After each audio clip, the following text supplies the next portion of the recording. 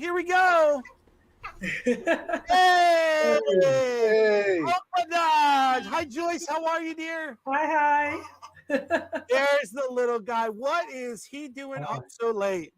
That's what we're wondering. He knows no time.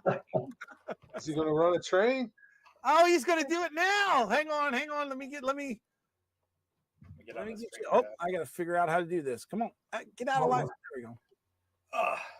I'm gonna put you up there and do that right there. Here we go, ladies and gentlemen, live for the very first time. There he is. He's running trains. Hang on, let's change camera here. You can see he's actually doing something here. Gotta see which one would work. Not that one. You know what this means? There it is. Yeah, Oh, wow. baby. The Pass the Throttle Challenge is on its way. Oh, wow. That's good. That's pretty good. Great Well, job, little guy. Great job. Oh, yeah. Fantastic. He just grinned and he from the faraway camera. As he's slowly conking out there. No, he just woke up. Oh, he just got out. Oh my gosh. He looks very tired. Ah, fumble. All right, dude, you gotta hang on How to old that is better. he? He's 7 weeks old today. Oh, 7 wow. weeks. Hey, buddy. My youngest just turned 7 months. Oh, 7 months. Wow. Yeah. Which one it is? Yep, There he is. Hey, buddy. Good. Speed! We need more speed! There you go. That's right. That's right. That's right. You never have too much speed. Look at him. Eyes wide open. Everything. Oh, wow. That's it. Look, his finger was out trying to push the button. He's trying. He's trying. Oh, if he were a little more awake, he'd be slamming. Yeah. He's got pretty good arms already. Oh, good. Cameron just turned 5 months. There you go. Get all the little ones up here. I'm sure we'll see Ian will have that video up soon too. That's great. Awesome. Fantastic. So the Pass the Throttle Challenge has taken effect. Yes. I don't think anyone's going to beat that either. He is. Give him a high five, everybody. Give him a high five, Kian. All right, buddy. Kyan. Oh my God, I said his name wrong already. High five. I know Future Joyce. train modeler, right? Just saying, please don't drop Future him. train modeler. But there you go. Challenge answered. Perfect. Awesome. Wait. He wants to type messages now. Oh gosh. Here it comes. How do you give this a thumbs down? This is abuse of child labor laws. This is against child labor laws. It's all right. Shucks. No, it can't be, because that would mean that running trains is work, and we all know that's not true. Not work. It's fun. There you go. All fun and games here. Yep. Wife marked in the calendars. I'm really good. I can do 2 loads. My trains can run a load, and I carry a load myself. Oh my God. Yeah. Yeah, he really does. The best part of being a grandparent, if this were my child, I'd have to do it. But instead, that's exactly how it works. best part of being a grandparent.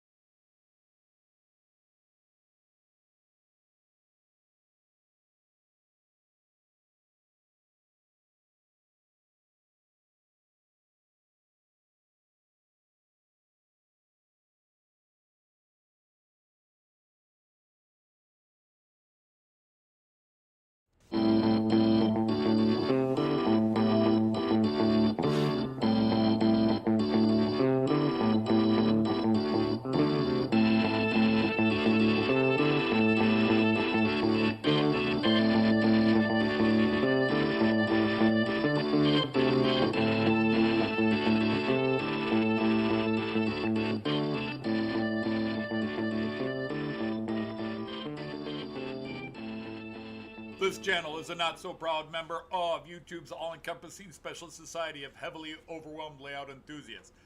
Check any railway show, check any railway club, check any layout, check your own house. You'll find one of us somewhere. Warning, the content of this stream is not suitable for children under the age of 16. The topic, language, themes, attitude, and personality of the presenter is not appropriate for anyone, much less children under the age of 16. Topics discussed will not center on trains and will focus on anything except politics. It just happens trains are running.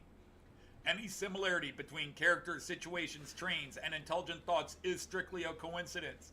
Any rebroadcast or transmission of the stream without the express written consent of Major League Baseball is strictly prohibited.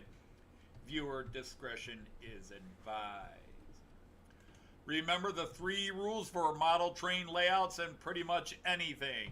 It's your layout. Do what you want as you want.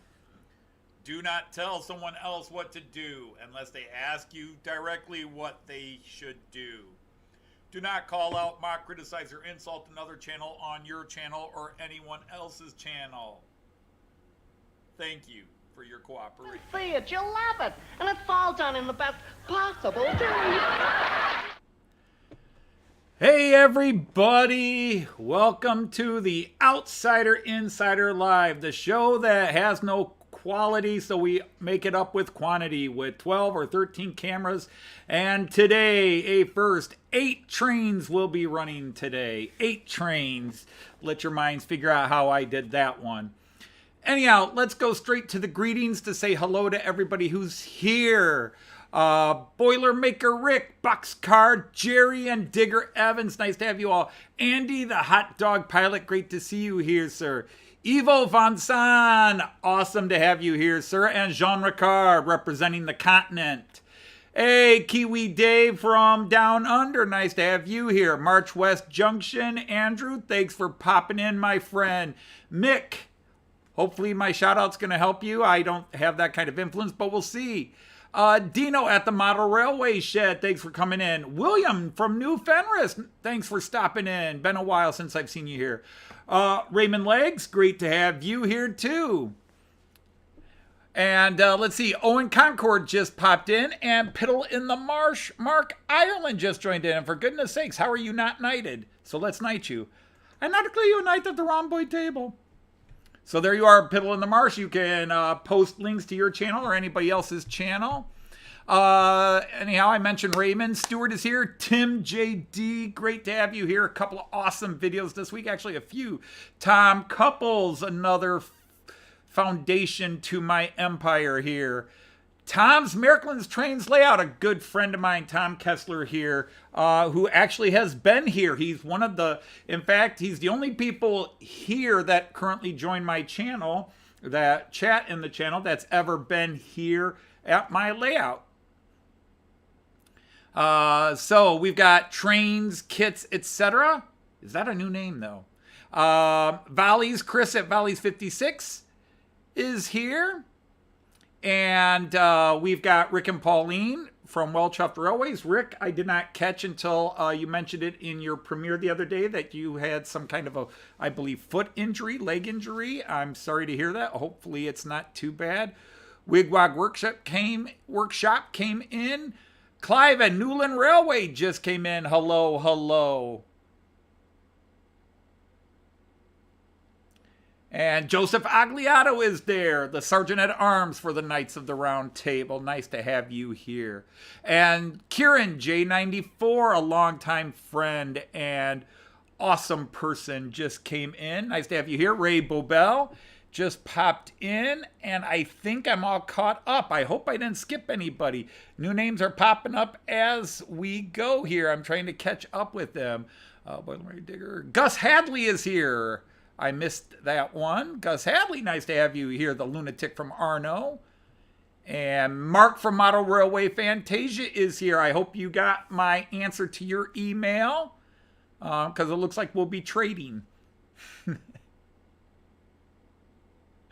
So anyhow, the first thing I want to do is I want to start this live stream out on, I don't know if it's a somber note. we've got a lot of people that I follow and watch in the streams, and I'm not subscribed to a whole lot of people.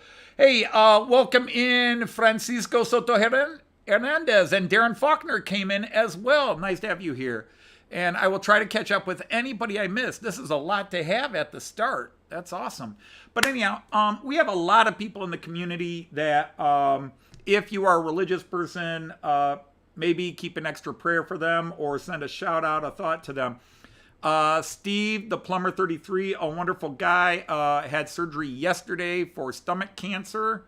I have not heard from anybody or seen anything as to how it's going. He's somebody I only in the last few months have really become a follower of.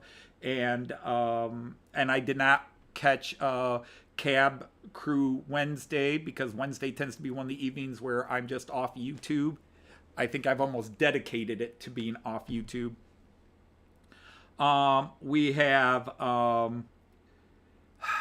there's several other people that have been sick or ill, have various things going on.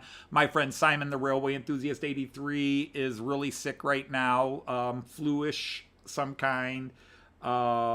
He didn't say whether it was the C word or not, but want to wish him the best. So if you've got people that are out there that you know in the community, and that's above and beyond the people that already we're all aware of, that come to YouTube and entertain us one way or the other, whether it's Redbird Tony or it's AC and N-Scale Railroad Life Journey, my friend Eric Aponte, who may show up here any minute, who have, he's going through kidney surgery. He's having a kidney removed on the 22nd. So he may already be in the hospital because he was going in early where they got him set. So yeah, it's only 2 days away, I believe. I think it was January 22nd that Eric is having surgery. He's a smaller channel. Not a lot of people catch that.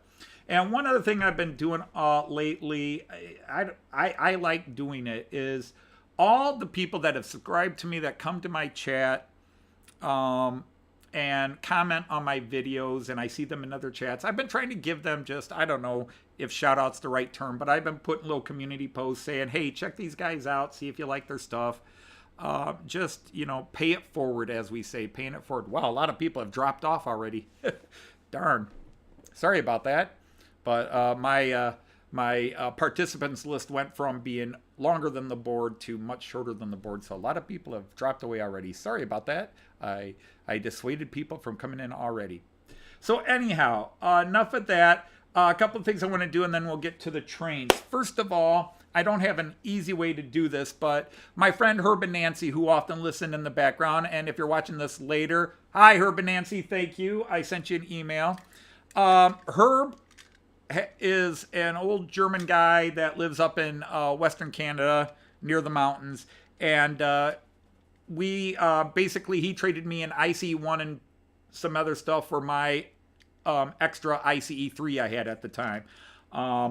And since then, we talk via email. He writes, and I take forever to write back. But he sent me a package, and it had all kinds of little HO scale vehicles here. So I'll try to put some of these up on the camera. He just thought I could use these. No charge. He just picked them up, mailed them. Grandson Kyan was here yesterday. Loved the ambulance, the older ambulance here. Little 8AC Street Watch. You know, ADAC is kind of like the AAA of Europe or Germany. However, a little construction company van advertisement. I did let Kyan play with these. He's good with these. He's very gentle with them. We got a couple of Mercedes cabs to go with some. Actually, I don't think that. Well, that one is. Well, this one's not Mercedes. Nope. Okay. So anyhow, a couple of semi cabs. We got an ADAC flatbed tow truck. Speaking of which, there's Nancy right now, and Kyle Stevens just came in. And let me switch this back. But yeah, wow, I lost everybody already. Did I see one more person? Hang on. Apparently, if I'm not running trains or building something right away, I lose people. I think I just saw somebody else come in. Wow, yeah, lost a lot of people. Hopefully they come back. Lee, Anfield Road came in. Hi, Lee, because I'm not looking at the chat list right now. So hopefully I've got everybody going. But anyhow, so let's get going. Another little red company van, really cool. This is a Peugeot, very similar to the old Dodge Sprinter vans that Mercedes and Dodge came up with. And then let's see. Nice little Volkswagen van here and a little sedan. I think the sedan is a BMW. Yeah. And I know my fingers are holding up. I'm trying to, but these were all very cool. Couple of Porsches. I don't know the best way to hold these, and Shake Hands McGee will start showing up. And even an emergency helicopter. Note Arts, the emergency doctor. Cool little helicopter. I'll find a way to have that flying over the layout. And lastly, I believe was this semi-truck, another cab. And this was separate, so I could add this to any of the cabs I have. And that was very nice. So again, thank you, Herb and Nancy. That was awesome. I really appreciate that. And someday you guys got to let me know if you want something from this part of the world.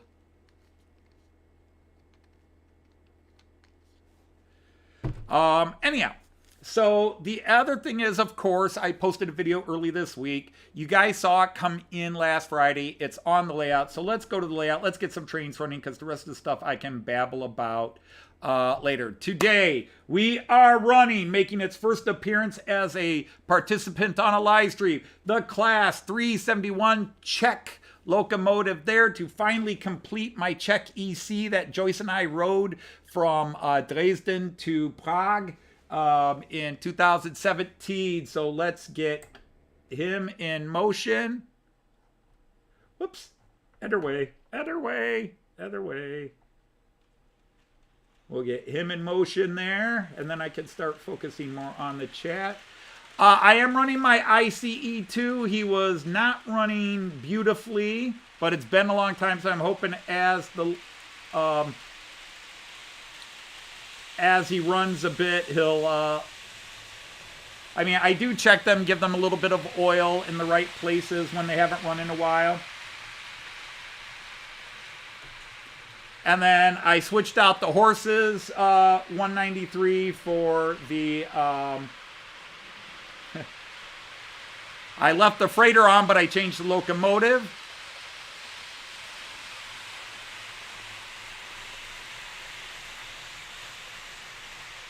And then I am running a Class 181-2, which is a dual, or I'm sorry, actually this is the 102.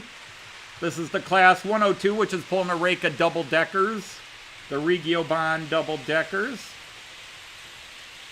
And then behind that, once everybody clears out of the way, you'll see the 181-2 is also pulling freight. So I'm running 2 sets of freight today. So let's get him in motion. And then finally, way in the background, I am running my Nordwestbahn DMU back there, the Class 648, also known as the Lint Class 41.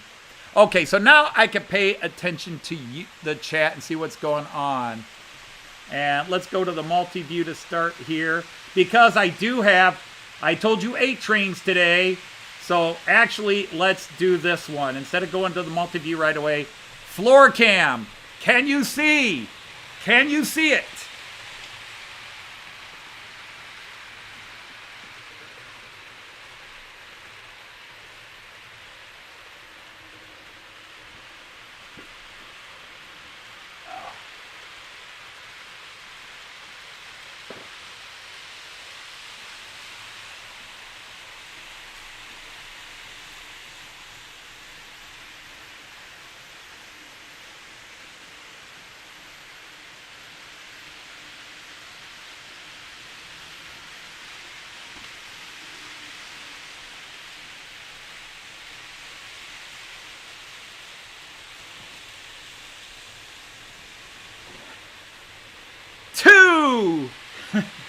DC locomotives down on the floor.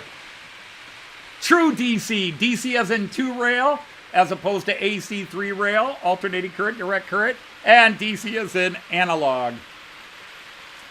I got the tricks track in last week, the day I got the live feed. I showed that on the live feed, but I did not have time to put it down. Well, I put it down, and the new radius actually is wider than the Bachmann track. So being me, I just said, I wonder if I can get both running. And I do. And Kyan was having a blast with this on Tuesday. We were running the Mallard. And then last night, one of the teak corridor coaches uncoupled from the Mallard, because they do that a lot. It's annoying. And so I had to stop it. And I grabbed the coaches and put them back in order. And the Mallard had derailed a bit on this tricks track. It's so lightweight, though, it had derailed a bit. And Kyan tried to fix it. When he tried to fix it, he pushed it a little too far, and the thing fell over. And Kyan just broke out in tears. And he's like, broken! And he's crying. And I'm like, Kyan, it's okay. It's not broken. It's okay. And I put it up and showed him it was okay. It would still run, but he was a little upset. So I put it away, and I put the Eurostar down. Like, hey, I haven't run the Eurostar in forever because it didn't like that Bachmann radius, but it likes this radius with the tricks. So there it is. Yep, so we got the tricks. So anyhow, now we could go to the full view. So I have got 8 truns running. That is a record for this channel. Like I said, there's no quality, but what we don't have in quality, what we lack in quality, we make up for in quantity. So 8 trains all running simultaneously with, count them, 12 cameras with a 13th if I turn the GoPro on. Well, hello, Steve, and welcome in. Let us get united. A great channel I recently subscribed to. I've seen him in a couple of chats. We've chatted to each other on a couple of chats. So I went over to his channel and liked it and joined it. Lives in Minnesota, but does UK trains, I believe. Is a UK guy living in Minnesota. I now declare you a knight of the rhomboid table. So for those of you new to the channel, everybody, and I like to claim, I don't know if it's true or not, but I like to claim I was the first channel that made everybody moderators. And other live streams now do that, but I was first. My egalitarian self, I was first. Everybody else just follows my lead. But be that as it may, so you're free to post links to your channel and get to know people in the chat. Owen, do all high-speed trains need a high radius? Technically, no. Märklin makes a lot of even their ICEs compatible with what they call Radius 1. Now, Radius 1, I don't know how that's applicable. Is it 14-inch, 15-inch compared to how Americans judge radius? But they make a lot of their stuff so that it can run on Radius 1, which is why they often use the 1 to 100. Now, many models, including Roco Railjets and the modern, the Märklin IC3s and IC4s, say nothing less than Radius 2. And if it will help you, I have a chart for that because I know I talk about this a lot. So let me pull that up real quick. The Märklin algorithms. And over here, and I will enlarge this picture quickly, and you can see. So Radius 1 is a 360 millimeter radius, which is just over 12 inches.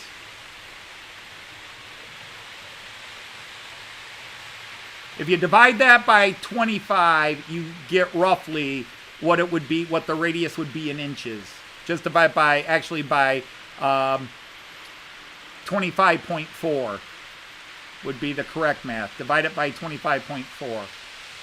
I'll enlarge that again real quick so you guys can look at that. Seems like the ICE2 is running in well. All right, let's go back to the multi-view.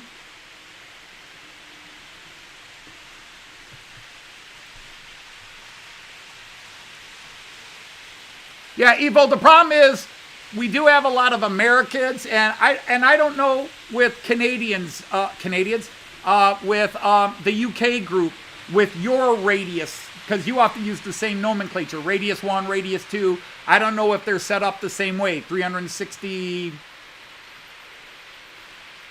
Hey, Bernie's here. How are you, Bernie?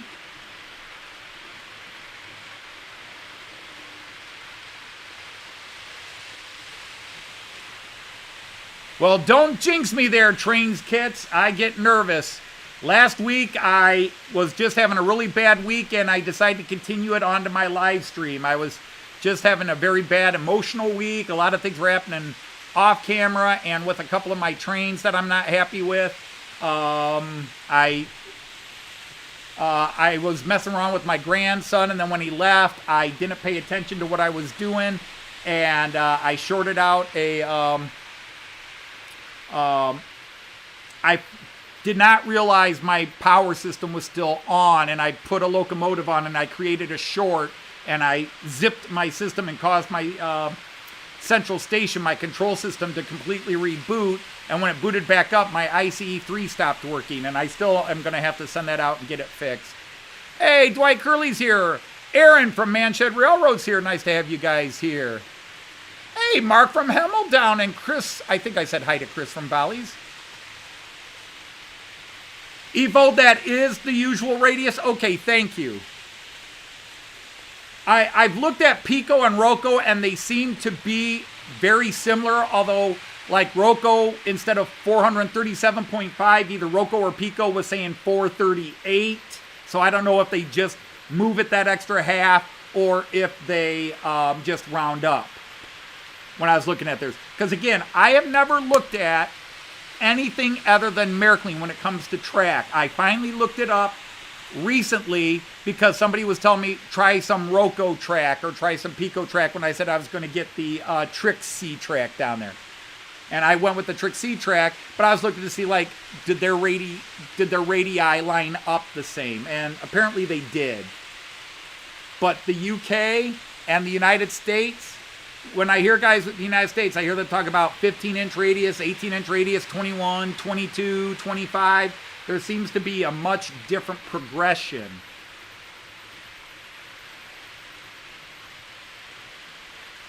Hey, Goatland Station. No, don't.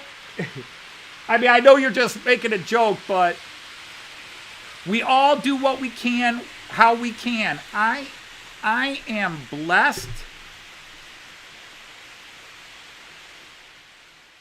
I am lucky that since I got into model trains a few years ago, my life situation has changed, that I was able to take over this big basement. My kids have grown up and moved out. And financially, after Joyce and I spent most of our lives living paycheck to paycheck like most people do. And just in the last 5-6 years with the kids growing up and moving out, and things like that, I am lucky to do this. But I am always appreciative of the fact that 10 years ago, I couldn't have had one loop up. 10 years ago, I would have had to have had a small 2-foot or 3-foot wide by 6-foot board with one loop on it shoved under a table somewhere, because that's the only way I would have been able to have the space. But I am lucky to be where I am, and I realize that I am lucky that things have happened in the last half of my life that the first half of my life would never believe would happen. But I'm lucky I can do what I can do. And that's why I'm always rooting for people. Don't judge by what you see on other people's. Do what you can do and make the best of what you can do. And just have fun. You got my buddy Arthur at O-Gauge. He sets up some of the, and I use this term in love, the craziest stuff with his O-Gauge stuff. And 99% of model trade people would look at his channel and go, what is that guy doing? And I look at it and go, this is the most fun channel there is. Arthur at O Gauge, Trains and Toys. All he's doing is having fun. So if he's got cowboys and Indians fighting plastic German soldiers and Jedi fighting on top of a rail while his Lionel trains are running around, he doesn't care. And that's the important part. Don't care.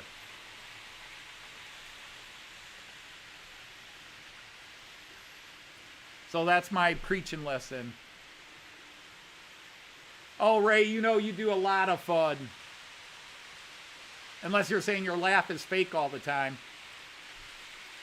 We all have those moments. Like I said, I went live and turned right around after having a bad week. What was the first thing I did on my live stream last week? Didn't realize that when my computer shut down and rebooted, it opened a turnout and 2 of my trains crashed. It opened a turnout, and the first thing I did on my layout, 2 minutes after starting, turning my trains on, not even 2 minutes, a minute and a half, crash, head-on collision between 2 of my trains, and then a derailment. The first 10 minutes of my live stream last week were the worst 10 minutes on the live stream I had up to date, and I've had some bad moments. I've been lucky. Usually my live streams are good, but I like to think that's because I get good people here who bring good vibes.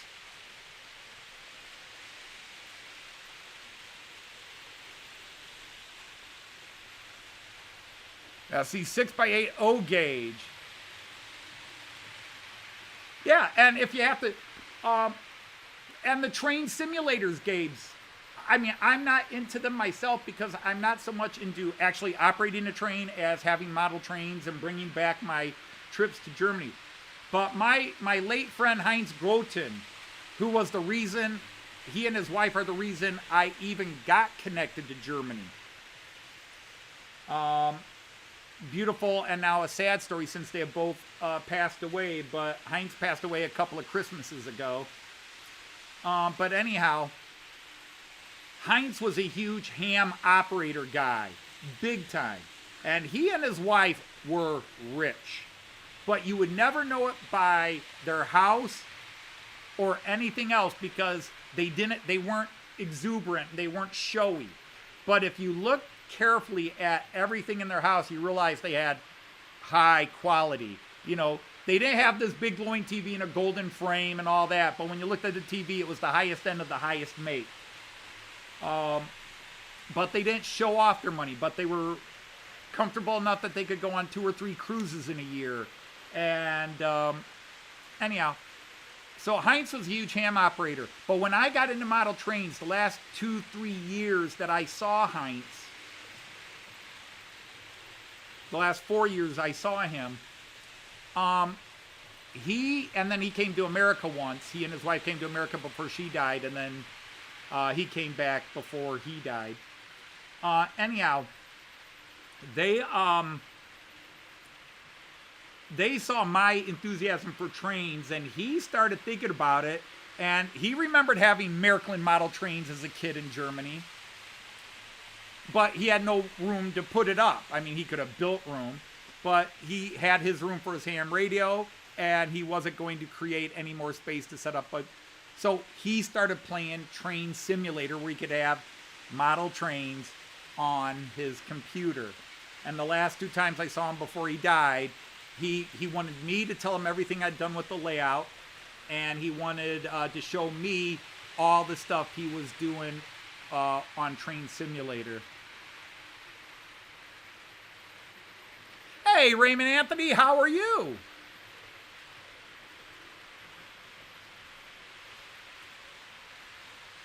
Hey, Dragon Junction, Lord Al, how are you?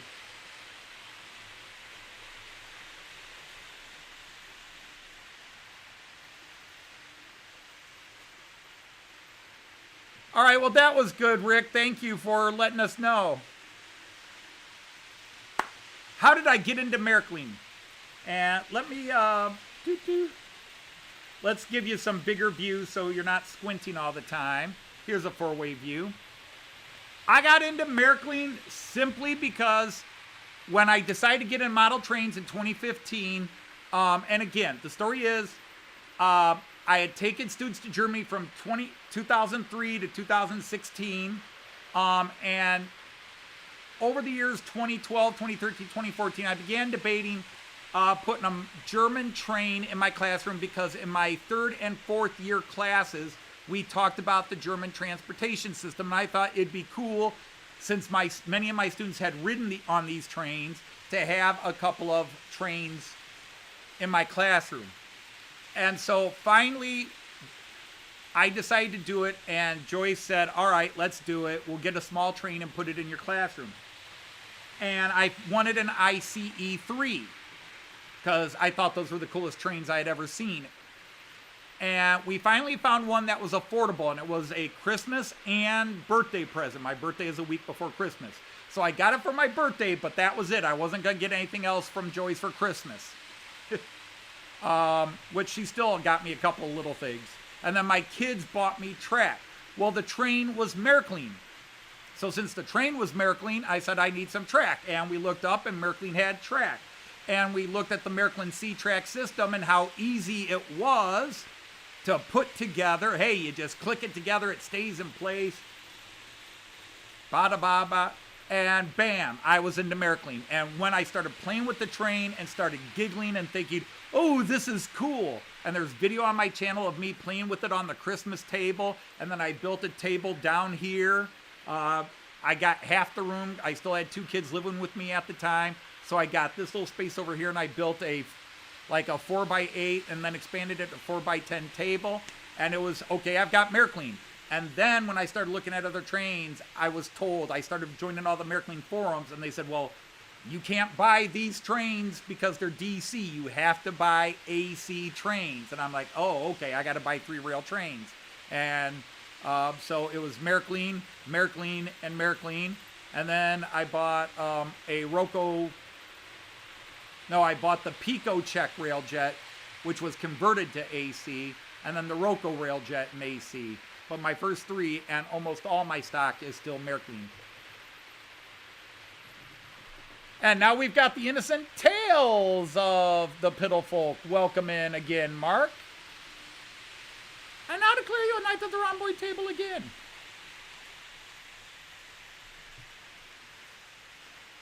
But, so I was into it before I knew I was into it. I was kind of, I don't want to say stuck with Märklin. Early on I could have changed, but I liked what I was doing. I liked what I was seeing.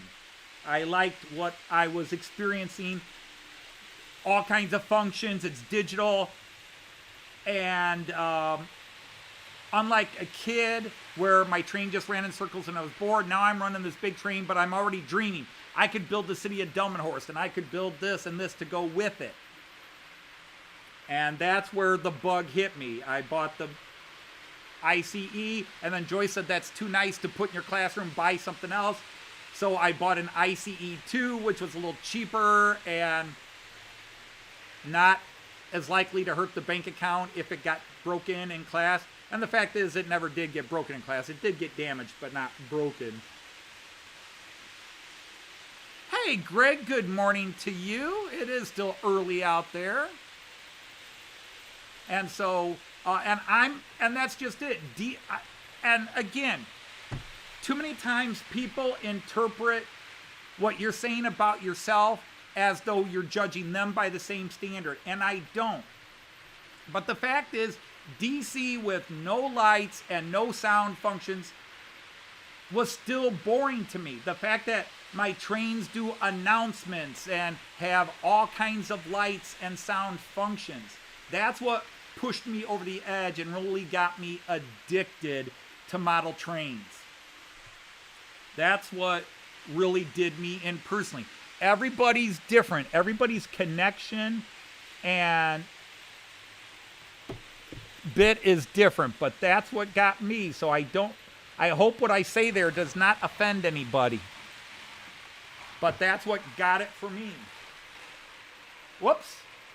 See, somebody jinxed me. We have a derailment. Sorry about that. Hang on. Oh, the ICE 2 derailed. And so did the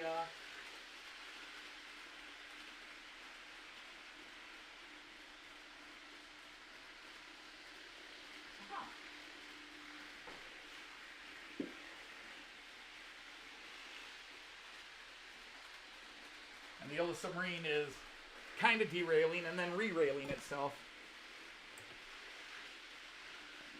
Oh.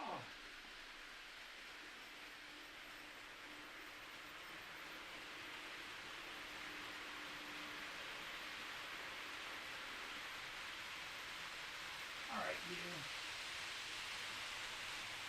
I've had enough of that.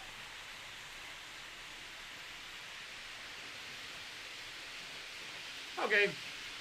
Yeah, the ICE2 has not run in months, so I took it down and oiled it up today. And then that Yellow Submarine derailed. Whoa, a little too fast now, dude. Not too fast.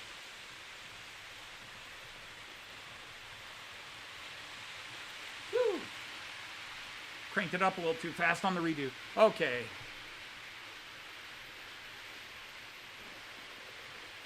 Oh, Chris, I'm thrilled to have this Czech electric.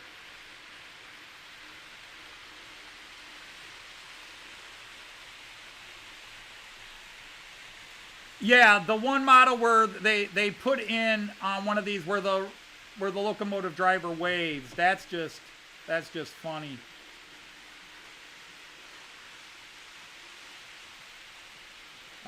Miraklin did that with one of their models. The driver puts his hand up and kind of turns his body a bit. Again, some functions are, and I talked about this many times over the last few streams, some of the functions where the guys just... So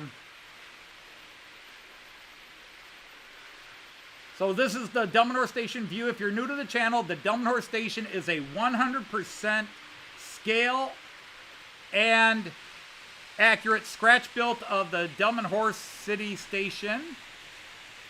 We're going to follow the Czech locomotive around. Here he comes flying through.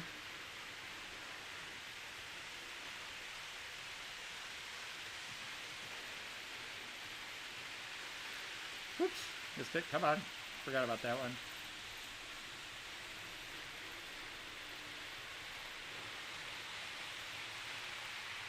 Too fast now. And then the long view, and you can see him going up the ramp. And that's the ramp that is problematic to quite a few of my locos, actually. It's supposed to be at 2% grade. It's Woodland Scenics 2% grade. And, I don't know, trains act like it's a 4% grade. Or I shouldn't say, some locomotives act like it's a 4% grade. So you see a bit of a slowdown. Hey, did I see Andrew T is here? Which Andrew T? Because there's actually two of them. Andrew Turnage is here. Great to see you. I hope you're well. I really hope you're well, man. It's great to have you popping in and saying hello.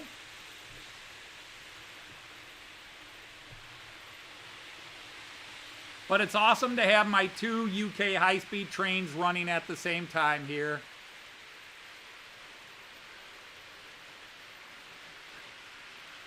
Although that Yellow Submarine does like to derail. I'm not sure that one car isn't derailed now. I'm not hearing it, but it doesn't mean it isn't.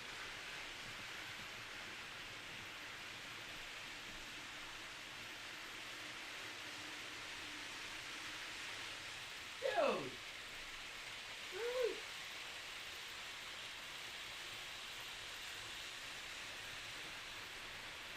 Now you stop there.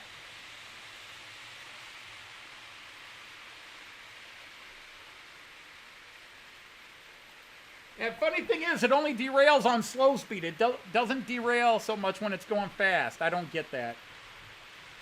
But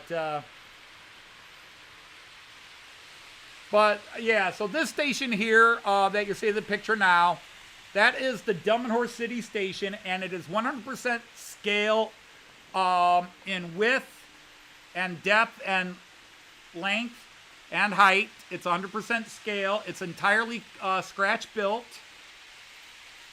The last great scratch building I did, although the bus terminal was mostly scratch built too. And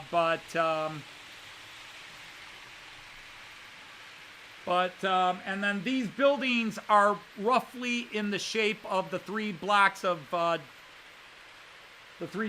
that lead to the main station. Although there's actually three it's 3 blocks wide and 3 blocks down, and one of the streets actually angles in.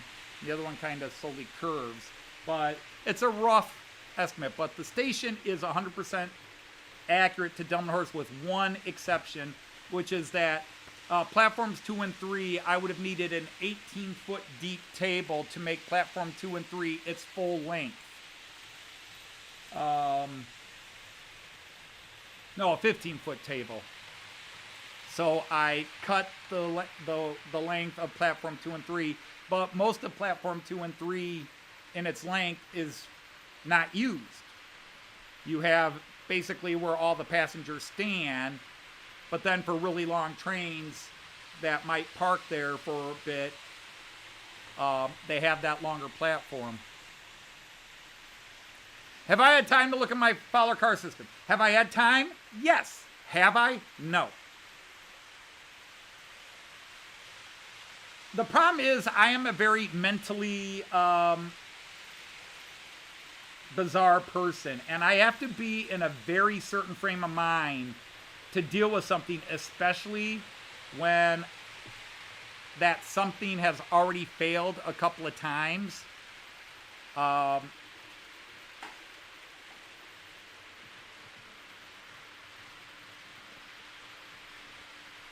my goodness. Now you uncoupled. How did you uncouple?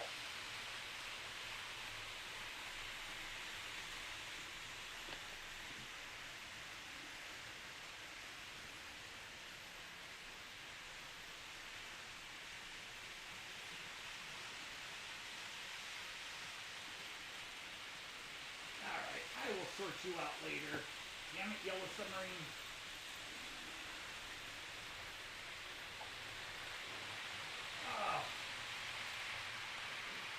I don't know what Hornby was thinking when they did that coupling system on that Beatles. It was like, let's do the cheapest and shittiest because it'll sell anyhow because it's the Beatles.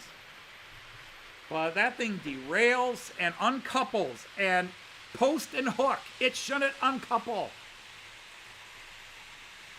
Sorry.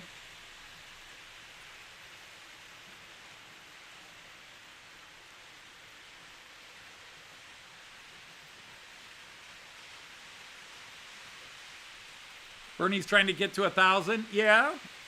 And, hey, 156 Andrew is here. How are you? Okay, on this layout, there's just occasional tack nails that go down. So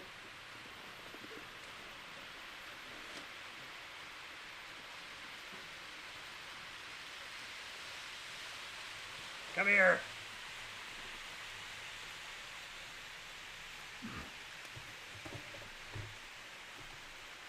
So let me go large here for a second. All right, so here is a turnout from Märklin C-Track. Again, you can see the third rail nubs in here.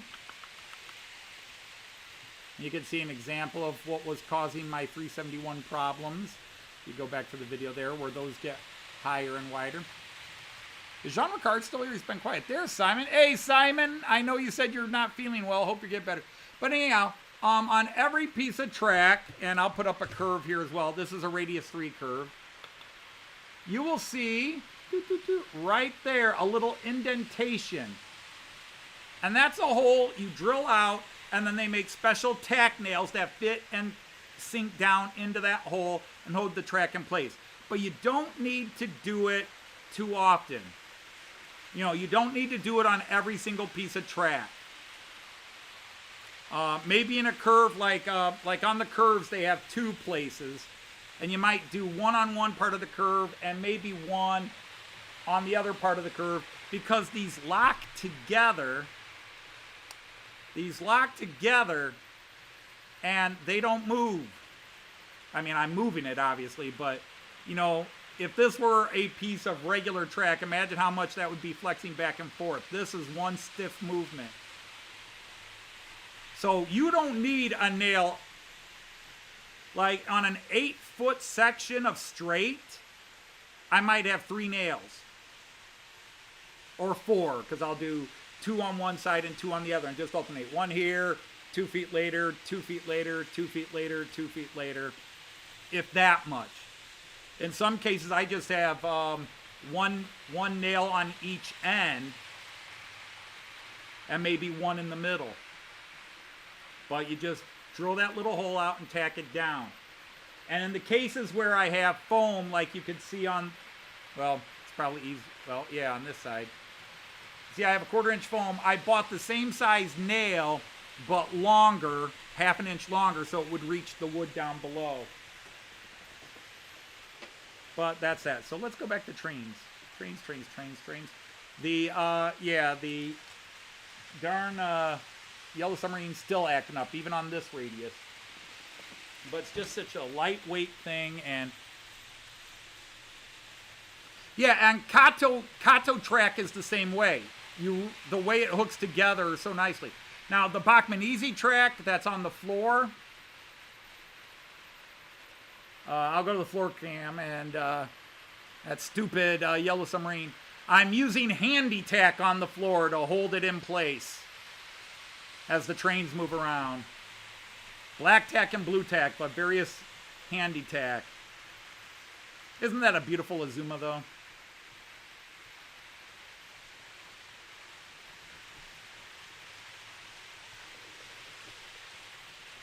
So anyhow, let's go through the different views again without necessarily following a train. But this one is called Up the Ramp, and it's in the corner of Delmenhorst. And you can see where the Fowler car system track is laid and part of the bus system. And then this I call the station view. I'd like it to get in closer, but I really don't have a good place to put it where it could get really in close to the station and watch the trains rolling through the Delmenhorst station. But that platform that you're looking at on your left, if that were true form, that would have to come out all the way through the camera. It's about 6.5 feet long, and it would have to be another 6 feet long for it to be true length of the actual platform 2 and 3. Because it's platform 1 to the right, and then platform 2 and 3 on the left-hand side. Yes, I do have a Vectron, although I don't... Yes, no, I do have a Vectron running today. Yes, I bought 2 Vectrons.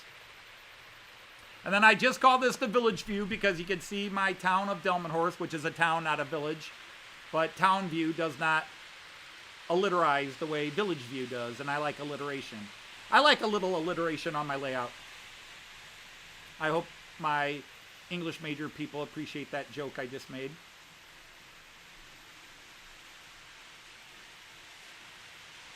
And then this is my 4K camera view, except you only see it in 1080p.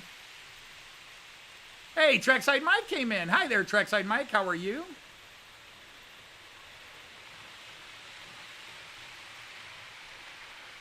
Hover Motion, do you know how this Beatles Eurostar goes together? It's not even the normal couplings. It's not even the normal couplings. It's this post and circle bit. It's a, let me bring it up here. It's annoying.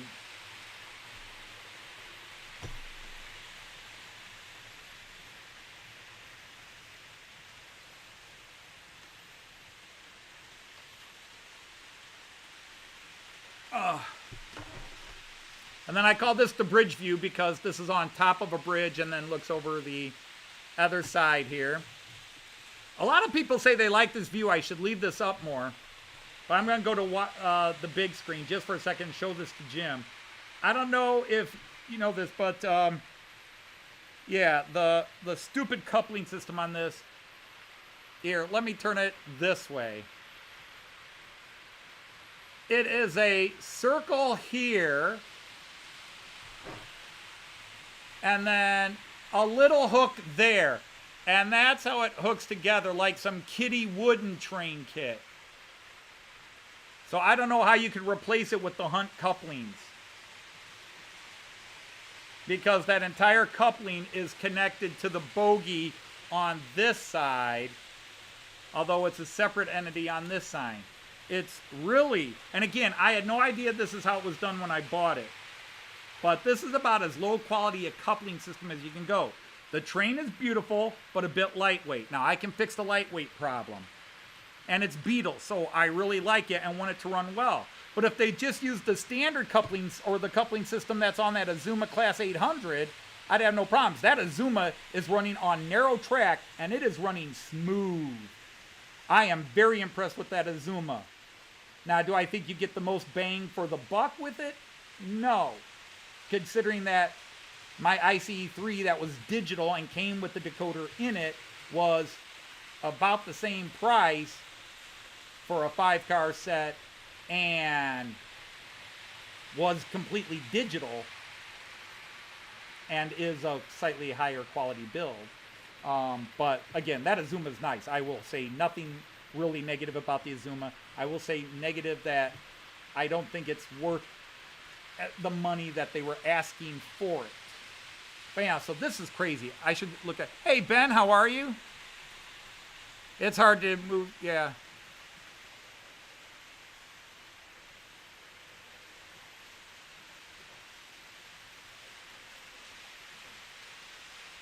Oh, the Kato N-Gauge Eurostar came out? That's weird. I've rarely heard anything negative about Kato. And this is the Power Wagon, which has some weight to it. But yeah, it's just a little disappointing in how it all works. Just a Eurostar.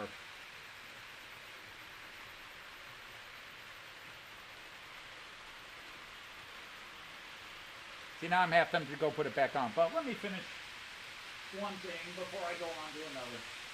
So anyhow, so where'd I leave off? So we have the DB view, the bridge view. I'm sorry, this is the 11-lane view. I showed you the bridge view. This is kind of nice, and you can see up on the wall, you can see my shelving I put on the wall to mount my growing train collection. And by July of this year, I'm going to have to add more shelving up there because I am out of space again.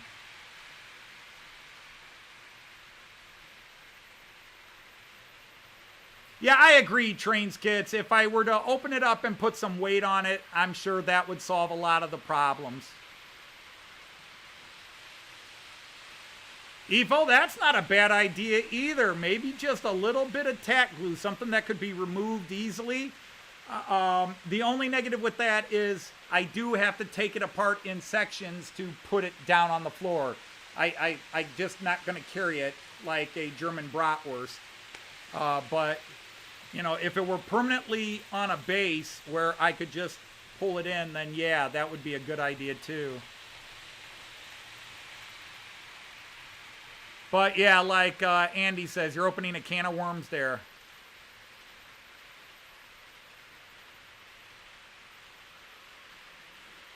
Yes, Raymond, I have said many times when I run my freight, I don't know if I'm running things that would never be run together. I just have a bunch of tanker cars and I put them on one train.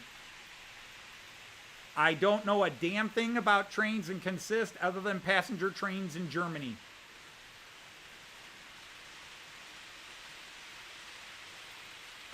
It has the really most low budget form, Andrew, of interiors. But the windows are so dark anyhow, it wouldn't matter.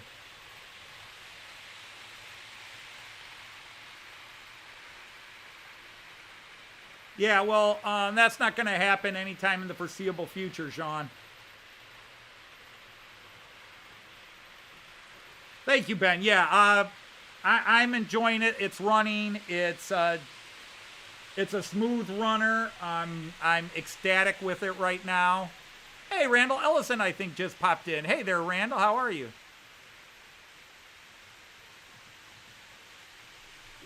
Well, you know, I don't want to...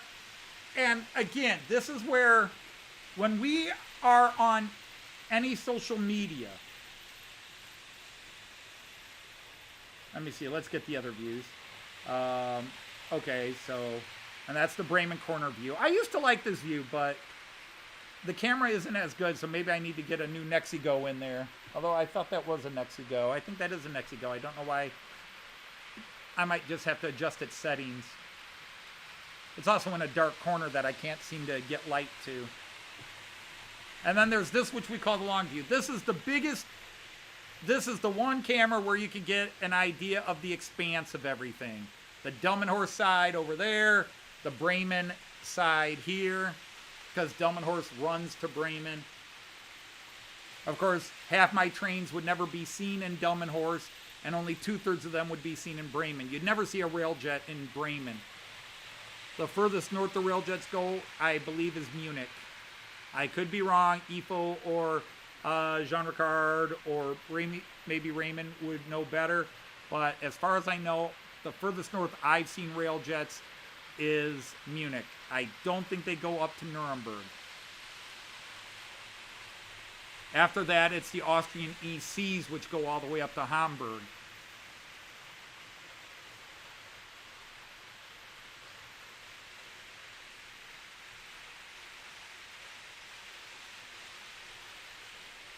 Everybody's posting each other's channels up there. But I'm not. And then if you want to have an idea where the cameras are, here's my layout. That side is 8 foot wide by 12.5 foot deep. The middle is 2.5 feet wide, 30 inches, by 60 inches. I'm sorry, by 72 inches. It is, it's 3 foot by 6 foot. And then that side is 8 foot wide by 11.5 foot deep. So that side's a little shorter than that side. Little, not as deep. And that's because there's a closet in the corner, which Joyce wouldn't let me get rid of. Otherwise, they'd be equal. Yes, the night jet. Yeah, if you want to get technical, yeah, the night jet goes further. But again, you know, to me, there is a difference between a rail jet and the night jet, because the Austrians call everything, like some of their higher speed inner cities are called city jets. So the night jets, like, to me, is a totally different breed of train. The railjet and Railjet Express, like I said, unless somebody mentioned.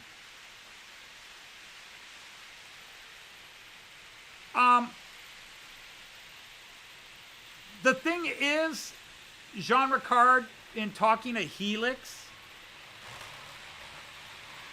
that IC2 derailed again. That's going to be one of those days. That's not that bad. He hasn't run in a while. Whoops. Let's go to the mini view. Okay, same car. Which one? Why are you just randomly derailing there? Okay, that's it. No other issue. Take it easy, dude. You can do it. But that's the ICE that my students did drop on the floor, my ICE2. And I shouldn't even say that. It wasn't even my students. I was absent one day, and a substitute teacher was covering 2 classes and had the other kids come into my classroom. And a couple of girls just went over to my table, which was actually 2 tables that were not locked together because these were school tables and I'm not allowed to alter them. And I just had these 2 big tables in the back, and they wanted to plug in their phones, and the substitute teacher apparently didn't care, and they knew where the wall switches were, and they just grabbed the table and threw it out of the way, and the train fell. And the kids from my class got up and yelled at those girls, just cussed them out. Because they didn't ask. They just moved the table. Oh, let's push this bookshelf out of the way and move the table, and we can plug our phones in, because all that matters in the world is us. And it's nothing against girls. It's against those particular girls that were just so self-absorbed that, oh, we'll just do what we want to plug our damn phones in. And had no regard for what they were doing. No thought of, hey, before I move this, I should check and make sure it can be moved.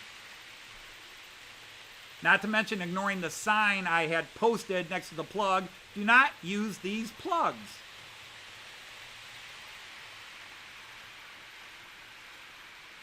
Yes, my CS3 is working normal. I've got that going.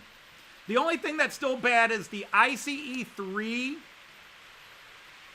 It's clear the decoder is burned out. I'm going to have to get the decoder replaced. Because I sent it out to get a better decoder put in, which did, and it was running beautifully. I mean, if you go back 5 live streams ago, I'm talking about how the ICE3 has been my best and most consistent runner. I doomed it. I have the mark of Cain. I actually doomed that. The minute I bragged about my ICE3, 2 weeks later, I fritzed it out. Oh, am I just going to have to stop you now, dude? This is getting ridiculous.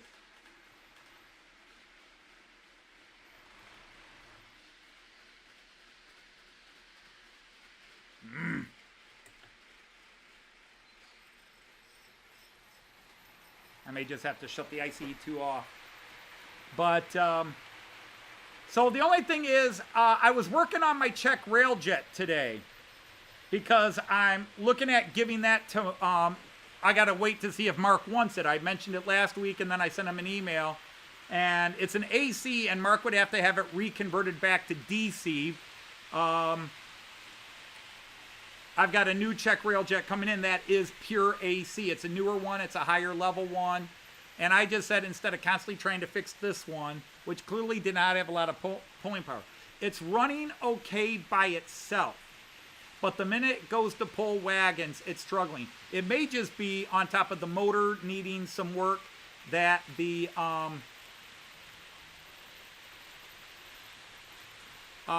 it may have lost a traction tire. I tried checking that and I could not tell. And, you know, you think you should be able to tell traction tires. But for whatever reason, I couldn't tell if there was a traction tire missing or not. So I wonder if that's it. And then my Beethoven Taurus is running fine by itself. But the minute it tries to pull weight, it's struggling. So I'm wondering if it lost a traction tire. And I'm going around my track looking for little pieces of broken rubber.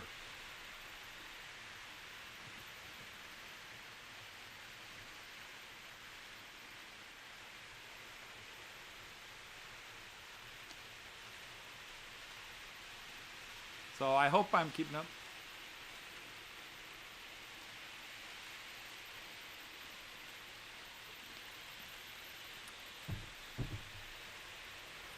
Yeah, that's okay, Mark. Like I said, you just let me know, because otherwise I'm going to turn around and I've got a couple of things I'm talking to Jim Hovermotion about. He was here earlier, and I meant to ask him, and I got distracted. Because I think he could do a AC back to DC conversion. Because I've got 3 locomotives I want to sell or give away, and I'd be just as happy giving them away. Joyce would probably be happier if I sold them. But I've got I've got a BR101, an old model that I bought on eBay that was not running very well, and I got it to where it runs decently. Doesn't pull well up my incline, but runs fairly smooth for the most part around my layout. And I bought it for cheap. So whether I give it away or sell it for the same price I paid for it, doesn't matter to me. And then I've got, is it over here? Did I put it back over there? It's back over there. I've got a Brava class 146 5 locomotive that Joyce bought me years ago, which is was the most expensive loco we ever had until I bought one late last year. I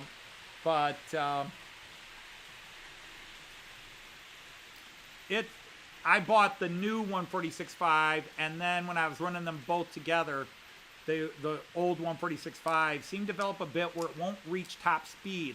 And I've gone into the decoder and checked, it's still set at a maximum top speed, but if you set it to like 150, 180 kilometers an hour, it's still running at about 60, 70 kilometers an hour. And I've checked to see if I factory reset it several times. So I don't know if the decoder's got a glitch in it, because I seem to do that at times.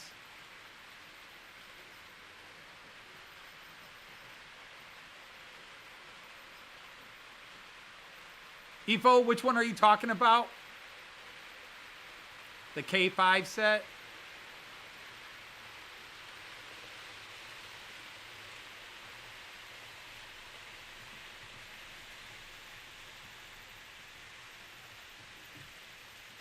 Hey, George is here. How are you, George?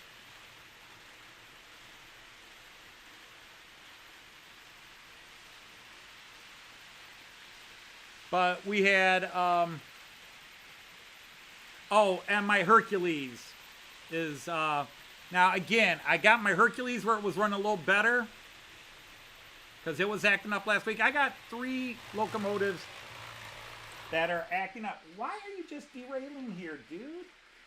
Over and over.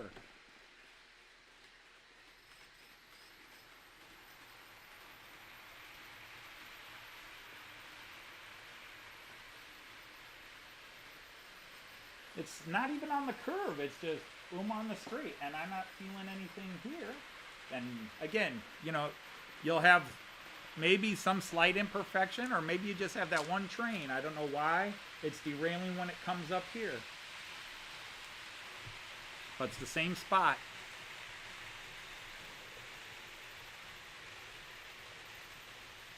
Well, you can take, hey, if you want to practice, Jim, you could take my 101 off my hands. I'll ship it to you for free. And you can practice on that one and then buy the Zeppelin.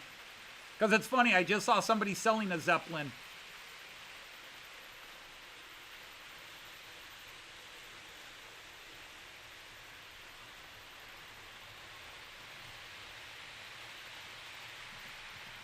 Because that's one thing. It's, I mean, there are UK guys that do Märklin. There are UK guys that do Märklin.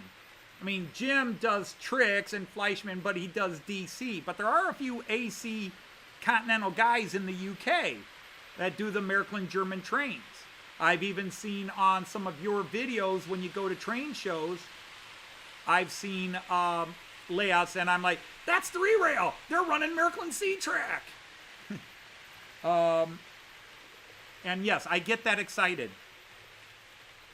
Same thing when I go to an American train show and somebody's actually got some Märklin stuff. I'm like, oh my God!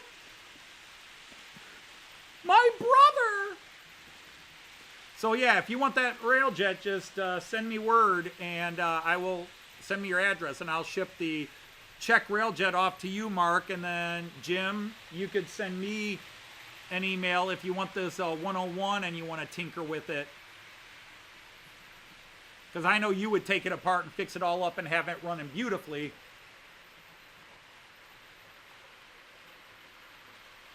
I even have a crap load of DC wheels.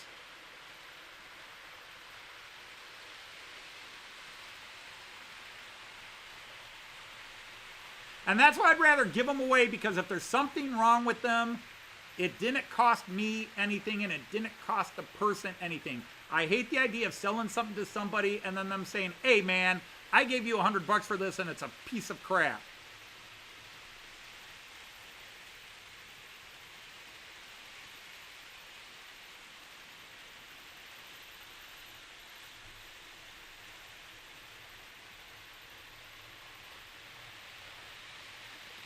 I've got a crap load of Pico and Roco DC wheel sets. Now, there's actually different subtle sizes and gauges, I guess. But, oh my God, where are they?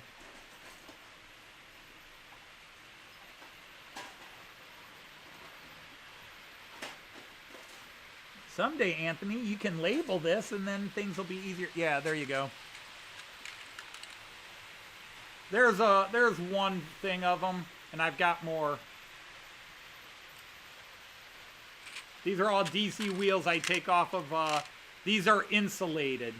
But these are all DC wheels that I took off some of my cars, and I know I've got more. Now, you want to hear the stupid thing? The first couple of times I converted wheels on cars, I just threw them away. Now I hang on to them. But I probably threw 20 sets away when I first got them. I'm like, I don't use them, and I don't know anybody who would.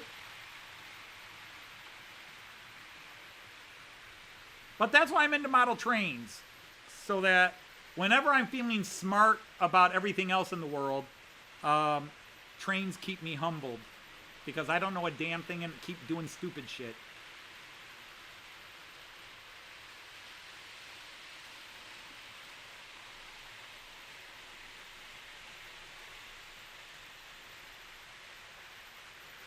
When I got the 101, it was just running really rough. And I took the shell off and cleaned up the gears a bit, a little bit of oil, and then it was running fine. But the first time I got it, it was like chug, chug, chug, chug, chug, chug, chug, chug, chug, chug, chug.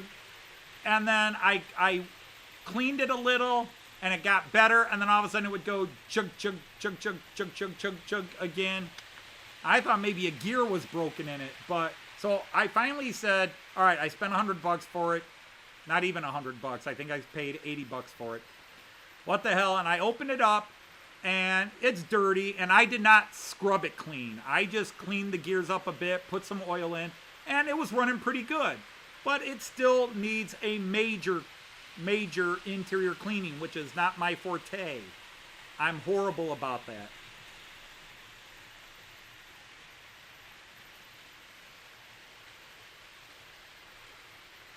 Yeah, Ray, I've seen your channel, and you've got boxes and boxes and boxes of stuff because you're smart and don't throw that stuff away. I'm like, I'm AC. I don't know anybody who runs DC. Now, granted, I did some of that before I went on YouTube and started meeting people. But still, not until this very moment did I ever think, anybody want some DC wheels? You razzle frazzle mother. Stop derailing.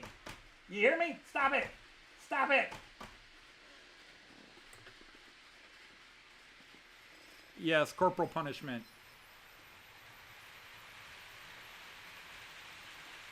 Oh, you keep your layout to keep you humble. Yeah, but you know how to tinker stuff. I know how to tinker all kinds of things, and I have jerry-rigged fixes on many things where I had to. But there are things I don't like to jerry-rig. I don't like jerry-rigging electrical. And I've had to rip out a lot of bad electrical in this house and put it in properly. And I'm not a licensed electrician, but my father was. Really? All right, you. Oh my God. Why are you being such a douche? What is up with you? All right, you're just done.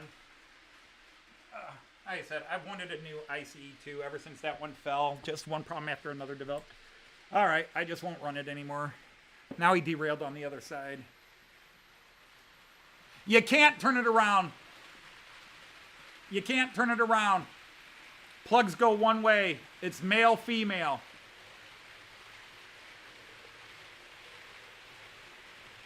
Now, maybe I don't know, can I turn the bogey around?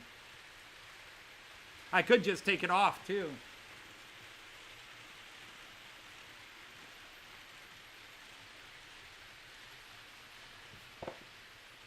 Oh, which one is it? I think it's the third one back.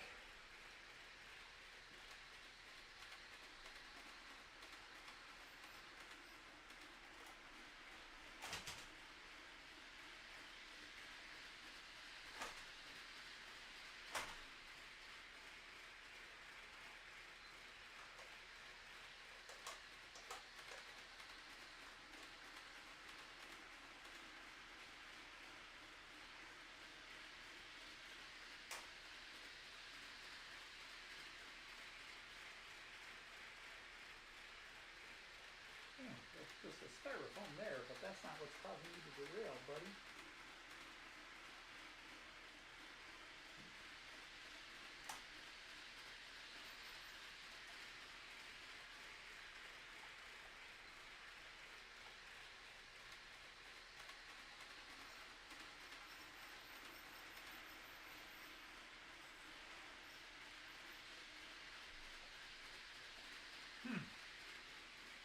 You just never know.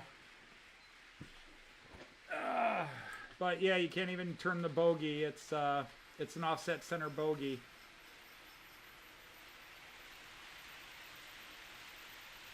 I keep trying to see if slowing it down or speeding it up would help, but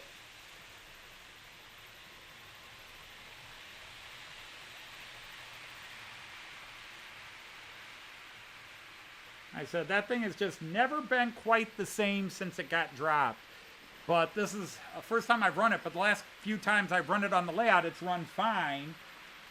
So I don't know why it's really acting up today, but then it's, well, you know, all my other locos keep running too. This is just the one problematic.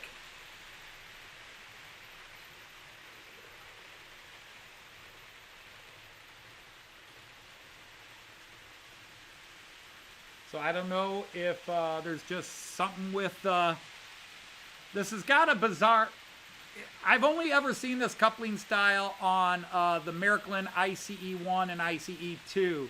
And it's basically a prong like this in a slot, and it sits in like this. So it's like a reverse of an NEMS. And I really wish they would make an ICE1 and an ICE2 with the same couplings that the ICE3 and ICE4 have. But that would probably take a lot of investment money on their part to do it.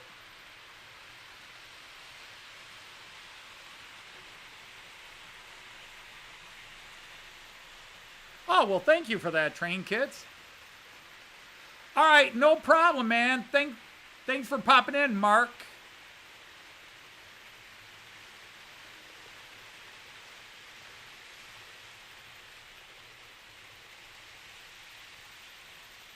Yeah, when I go live, I try not to stress out on my trains. I mean, last week I started off bad, but everything ran smoothly after I had the couple of disasters. I mean, anybody that's been a long-time follower of this channel knows that 99% of my streams, my trains run absolutely smooth. But last week I started off with the disaster, and this week I just got the one guy being kind of problematic, and I don't know why.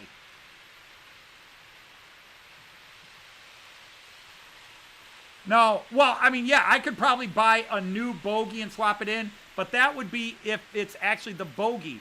Because the funny thing is, George, if you were, I think you were around last year a little bit. There was a time a little while ago where I kept having one train derail all the time at the same place on this one part of my track. It was the only train that did it. And then I got a new locomotive, and that locomotive started having problems with that spot. And when I went over and looked at it, I found that there was a 2mm dent in the track. Well, not even that much. Well, no, it might have been 2mm. Just a very, maybe 1mm. Just a subtle dent in that track. And it was a turnout. It was on a turnout. And I took it out the next week and I showed it on my live stream, and you could see where there was a small decline. So it wasn't that the train was bad. It was just, it was the one that was so sensitive, it caught that air in the track. And that's why I always hate to jump to conclusions. And what I'll do is when I get off the live stream after I have dinner tonight, I'll probably come back down and look at the two places it was derailing and see if I can find something on the track. And I'll look at that particular car.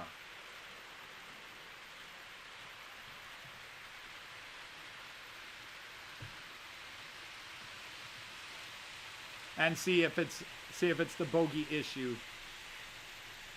But I you know, some guys are so good. They can listen to a train, they can watch a train, they know exactly what the problem is. But a lot of times, you know, it's like any illness. The symptoms don't necessarily dictate what the disease is, because there are many diseases that have those symptoms.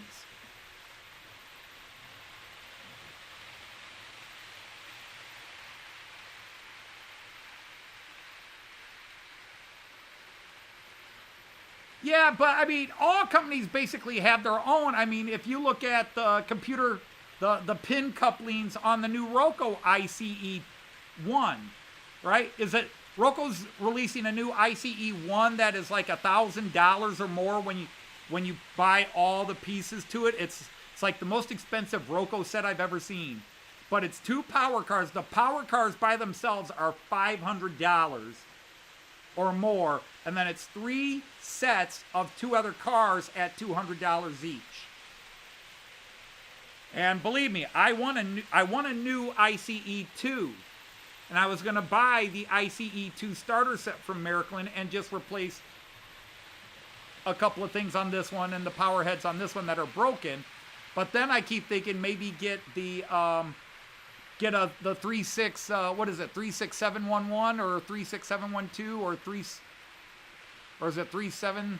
I forget what the code, but there's 11 and there's 12.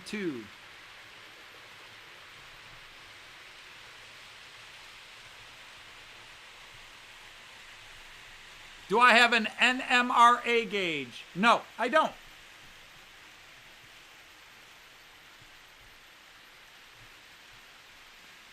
I do have a little tool that when trying to couple different company cars, you can put on the track and it levels them up to the NEM standards.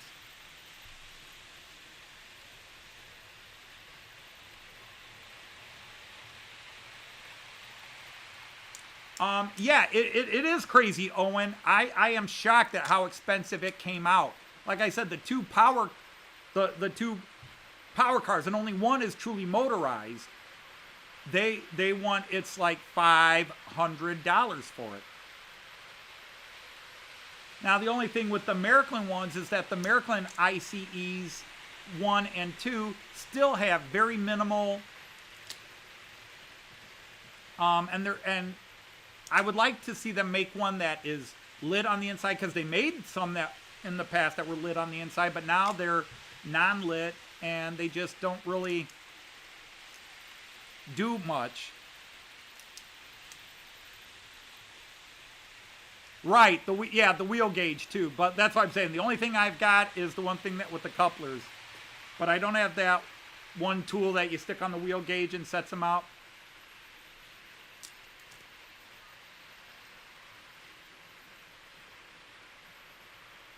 But I am gearing up, and I think this weekend and by next week, we're doing a massive track cleaning. I am going to scrub these tracks. I haven't scrubbed them in a long time. And I'm going to break out it's about time to break out my wheel cleaners and get all my rolling stock on the wheel cleaners. So I think I'm going to really try to put the effort in to really scrub the tracks down. They need it. I've run my track cleaners, but I was messing around with an area I know I hadn't cleaned in a long time. It's in my parking area. And this was my chamois and this was about 2 foot of track. That's pretty filthy. Now that area had not been cleaned because it's hard to get to my it's hard to run my cleaning cars in my parking area because I've got things parked there. So it's time to just break down and really park all the trains, get everything off, and just do a good hand cleaning on every square inch of this layout. It's going to take me 8 to 10 hours to do it, but it's time. It needs done.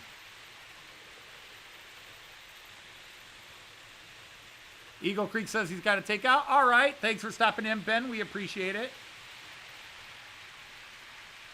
Yeah, I agree, Raymond. If both sets were motorized, it might be worth the $500. But yeah, I was shocked that that's what Roko's at. Now, Roko's bragging it's all new this and all new that, highly digital. And trust me, for an ICE1, I would like to have the money to buy it. Unfortunately, I've already got well over $1,000 of train orders, stuff I have pre-ordered that's all coming in the next couple of months, and I don't have the money for them right now.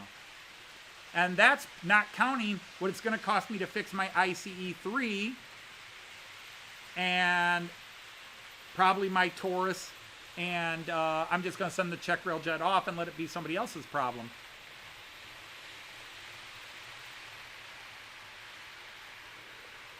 Is Owen leaving too, or a different Anthony leaving?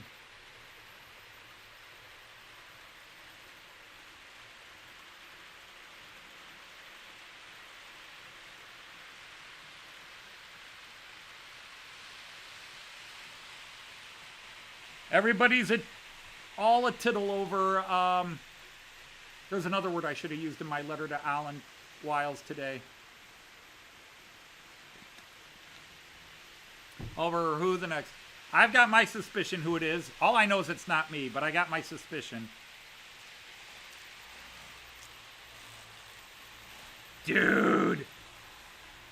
Alright, you know what? I'm not even going to shut everybody down. I'm just going to catch you here.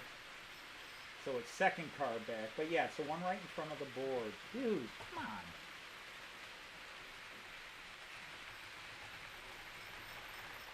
Oh, I just fixed you and you derailed again. I'm going to name you Daryl.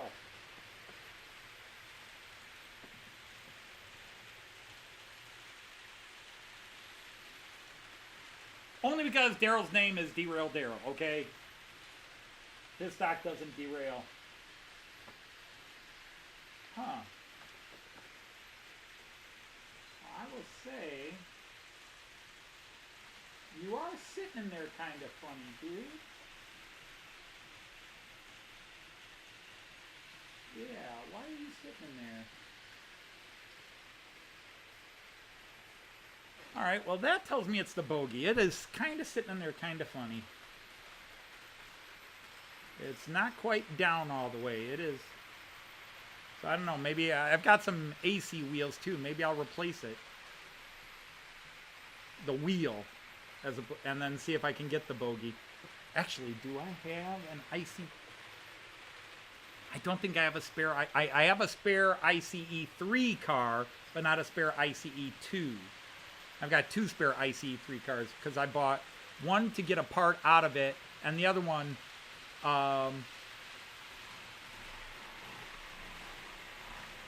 okay, dude, you're done. You're done. You're done. You're done. Let's just take you out. All right. Yeah, I got everything stopped. I'm just going to take it out and then let the rest of the guys run.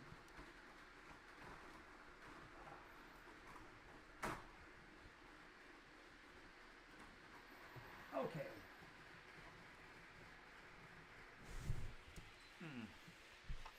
All right. Now, let's see if I can get some running done in peace.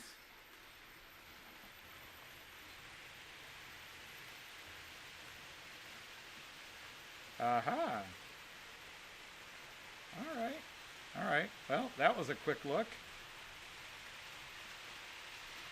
Yeah, I might need that regauger or whatever Ray is talking about because he had popped out and was just up a bit. He wasn't in the socket for it. So, as I said, I'll do it now. But yeah, it's definitely that bogey on that one. All right. Do well. Make me proud. So yeah, the wheel was pumped up out of its socket. So I will look into seeing if somebody's got a spare socket, or I'll just go online and see if somebody's got an ICE2 car, ICE1 car, because they're basically the same. And I know Ipo and Jean are screaming at me, no, they're not! But yeah. But as soon as I took that off, it was just pushed up a bit. There's a bar that holds it. Well, here we go. I've already put it back into place, but let's go on the big camera. Yeah, the wheel that was, this wheel right here was pushed out of the little, you could see where it fits. Oh, stupid mirror image. You can see right here where it fits in. It was pushed up out of that for some reason. Now, that could be because when Cayenne was batting with them a little while ago, that was one of the times he's usually pretty good with trains, but there was one time he got a little aggressive with them, and he picked one up and, no! And then dropped it. But it's just for IC2, but that was it was clearly that was the issue. It's just whether, whoops, See it, you'll love it. You don't And want to it see falls that. down in the... Sorry about that, guys. Your biomass is lower than you need it to be. Well, you know what? I have never asked you, Ifo, so I'm going to ask you now. I know I'm subscribed to your channel, and you've put up a couple of videos, but I have not gone back and watched all your videos to get a feel yet. Because I've joined so many channels in the last 3 months, and I haven't, and I usually try to go back. But what trains do you run? Do you have an era you prefer? Do you have a, do you try to do just Dutch and international from the Netherlands rail? Are you Märklin 3 rail as well, or do you do DC? What trains do you run, EFO? Because, man, you know everything about this hobby, and I say that with love and admiration, because I wish I knew a third of what you know. I'd consider myself. And, well, that's the funny thing, Jean Ricard, is I oiled the wheels up before I ran it today, because I know I had not run it in a while. And then I go through and I mop it with the, because I don't want excess oil getting anywhere.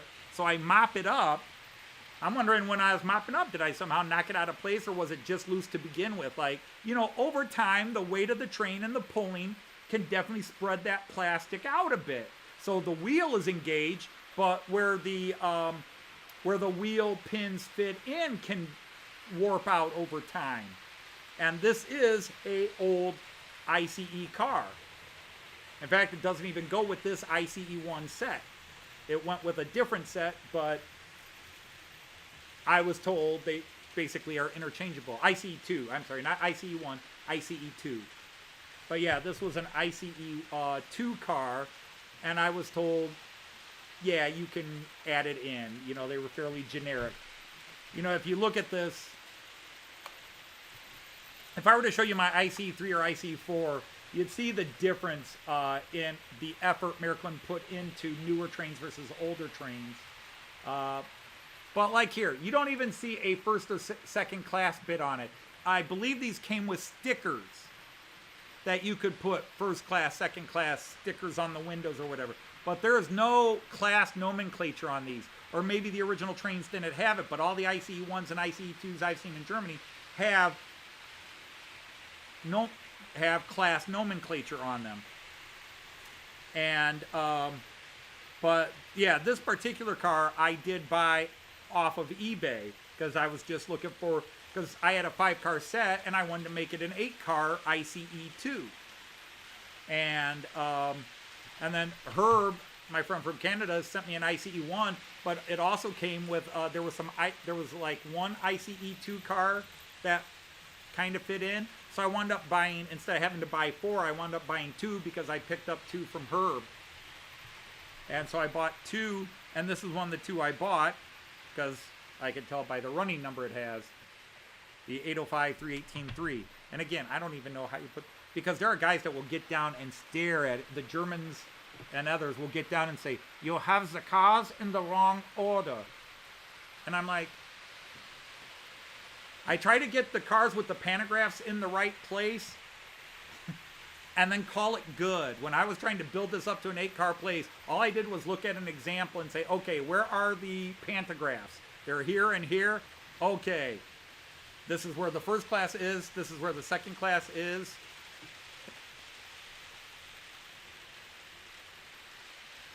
And, all right, Kieran left. I'm sorry. Goodbye, Kieran. All right, so Era 1 with main focus on KPEB. Cool. Very interesting. So running Bavarian cars is already international. Nice one. Hey, Kyan! Sorry, guys. Gotta do it. Kyan! Opa loves you! Lindy, I don't know if you saw the beginning of it or not, but we had a little tribute to Kyan at the start of my, before I went live today. Actually, right after I officially went live today. I don't know if you saw it, but we had... Here we go! Kyan's first appearance on YouTube. Hey! Oh my gosh! Hi.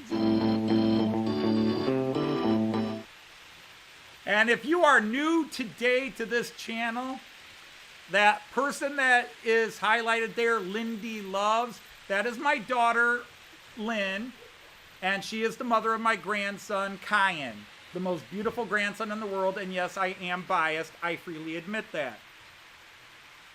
But he really is. That kid is just cuteness cubed.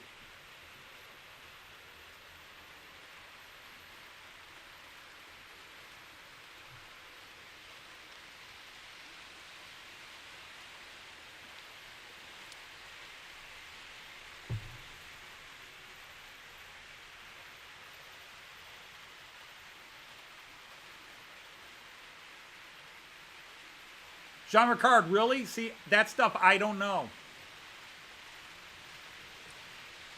Oh, speaking of which, Jean Ricard, Joyce is going to have a couple of choice words for you when she gets here today. Just a fair warning. She didn't like what you posted on my timeline today. In case you didn't tell by her dude response.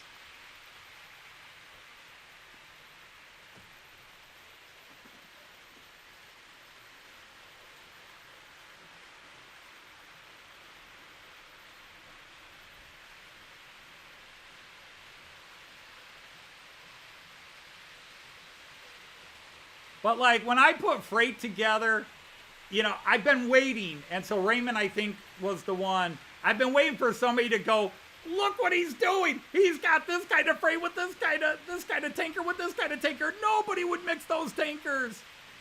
And I'm like, I don't know. I just have tankers and throw them together.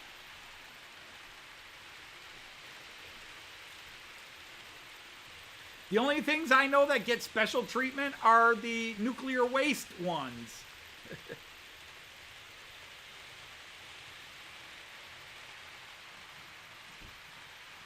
Oh, right, the one I got up.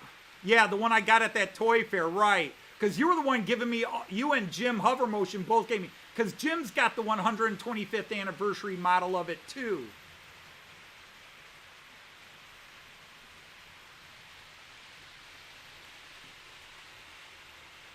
But my attitude is, every now and then somebody will say, oh, you weren't running freight. So now I won't run freight but I won't go more than 2 live streams without running freight. I'll always try to put a freight train out there for the freight train lovers. Just so the freight guys have something to go, he's running some freight.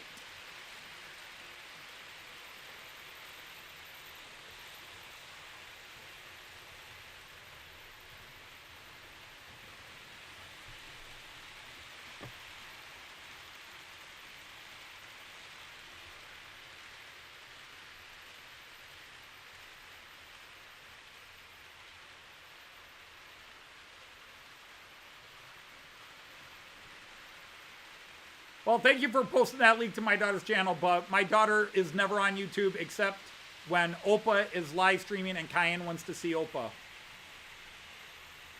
Cayenne was awesome yesterday. We had a great day. I mean, I always have a good day with Cayenne, but yesterday it was just, we had a lot of fun. Hey, there's my buddy Eric. How are you, Eric?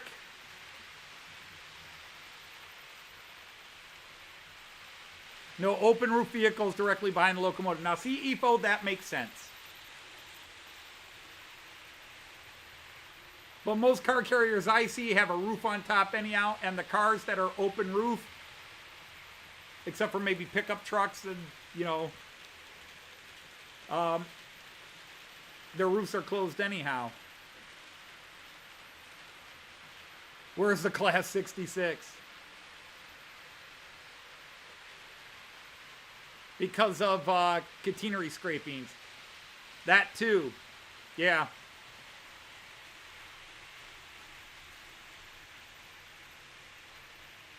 Because I was just watching a video, somebody was talking about catenary scrapings and some security issues they have to have because, you know, where things have to be on a train, because when they do the catenaries, you get both scrapings, but you also get sparks. So there are certain things that have to be so far behind the locomotive. But I'm just not into freight enough to even try to know that stuff. I try to have my consist somewhat accurate as best as I can to the trains I've ridden. So my EC had 8 cars. It actually had, it had 12 cars, but 4 were dropped off when, before it got to, or no, it wasn't the EC. There was a different train we rode on that was somebody's EC, where 4 cars were left behind at a station. They uncoupled them, We left. They left those 4 cars there, and then another train hooked those up. But the EC rerode, and there's a cool site. I should share this with you guys again. I've shared it, but it's been well over a year since I shared it. Let me share this kind of cool. It is a Czech site, but they have English. Let's see. File train stuff.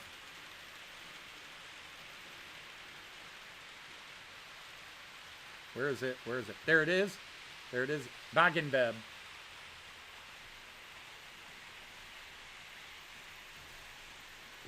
Okay, guys, I want to share this with you.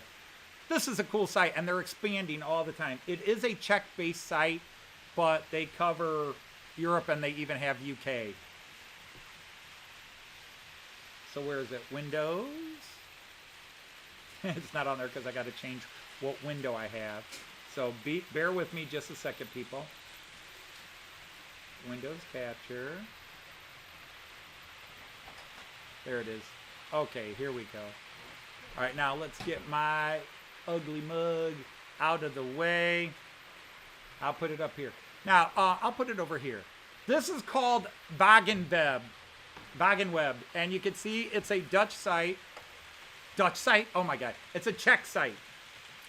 But what it does is it tells you the consist of high-speed trains in all these different countries, what cars they ran, what type of cars, how many, and what locomotives pulled them. And you can check it by year. For example, here is the listing for the train Joyce and I took from Dresden to Prague. This is 2017. Actually, I probably should. See, there's the other. And you can see that the locomotive bounces back and forth between a German 101 and a Czech 371. And when we rode it, it had the Czech 371 locomotive on it. But you can see, whoops, I'm moving the wrong one around. But you can see the consist. 1, 2, 3, 4, 5, 6, 7, 8 cars. It had 8 cars, 2 first class, a dining car, and then 5 second class cars of 2 different types. And the only thing that's not accurate is I cannot find a BDMPZ car. I haven't found the right model of that. Is that the one I haven't found? I've got the BMZs and I got a BHMPZ, but I don't have the BDMPZ, whatever all that means. But this is a great site. So you can just look up Wagenweb. You can go to their main webpage. And they do have, you have to look for it, but they do have a language tab. Yeah, it's right here. So all of a sudden, click it to English, and boom. And you can even go through, it'll give you historical timelines, and there is a point where eventually you can look up what nation, markings, list of coaches, train formations, articles, others. You can start looking for high-speed trains. They don't do regionals, but they do high-speed. So like, so if I go back to where we were, like I said, this has the consist, and they even give you photographs you can click on of the interiors of those cars. I found this like 5 years ago, and it's one of my favorite sites. And whenever we're going to take a train, we look it up. Or I look it up, and then I might show Joyce. Joyce, look at these cars. Aren't these sharp? But, so, all right, let's go back to trains because I can't see chat right now. And we have a special guest today. Hi there. Hi. Hello, special guest. Hi, special guest. I'm a special guest. You're a special guest. You're special. All right. Well, hi, Andrew. Hi, Tom. Hi, A&C. Hi, Mick. Oh, did Nancy come in? Hi, Nancy. Or A&C. A&C Railroad, N-scale lecture. That's not quite the, well, it's a very complimentary picture of you, but not what I was trying to do. So, hi, Jean. Oh, you better believe it. Are you ready to yell at Jean Ricard after he posted that rude comment and picture on my... Don't roll. Oh. Yeah. Were you gonna give him what for? Hey, buddy. You better watch it. That's it. I That's warned it. him you were really gonna give him a wag of the finger here. You were gonna give him the full teacher bit. Hey, Joseph, hi, Bailey. Sean, right? Ooh, so. Well, and Evil, again, that's cool. That is really cool. Now, like with my IC4, they already have all the different pantographs, and then you put up which one you're supposed to be running in. And again, I am not against rivet counters. I'm only against rivet counters when they criticize what you're doing. When somebody says, I'm going to do an ultra-realistic where everything is exactly the way it is in reality, I'm going to weather, I'm going to have my pantographs in this order and all that, go for it, man. I'll love to see it. And if somebody says, I'm just going to run a loop of track on my carpet in my bedroom, I'm like, go for it. I'd love to see it. I hope that attitude keeps coming out from me. Yeah, Hi, Andy, and hi, oh my God, I just had his name. Eric. Oh, hi, Eric. And, where did you say that at? What? Crossways. I Oh, know his Bernie. name. Bernie. I knew that. I had it and then I lost it. Oh, You just got back from work. I did. Hi, Andrew. Yeah, I'm fine. The Yellow Submarine was acting like a total... Well, actually, it ran beautiful for about 45 minutes, and all of a sudden kept derailing. Okay, you took this Oh, one yeah, off. I'm sorry. It Yeah. was in your seat when you got here. Yeah, it was. So So I just stopped it and took it off. Yeah, I was doing all right. Yeah, it ran fine for Cayenne yesterday. Mhm. I was so excited. Yeah, so anyway, yeah, I'm fine. You know, it was a 4-day week, and honest to goodness, those seem longer. I don't know if we're just not in the full swing of it or whatever it is, but it always feels like a longer week. Oh, the 4-day week? Yeah, the 4-day weeks. Because you had that So- 3-day weekend, and you're like, oh, God, I love it. Oh, I love Anthony's sense of humor. You know that. Oh, I got a Joy C. Behave.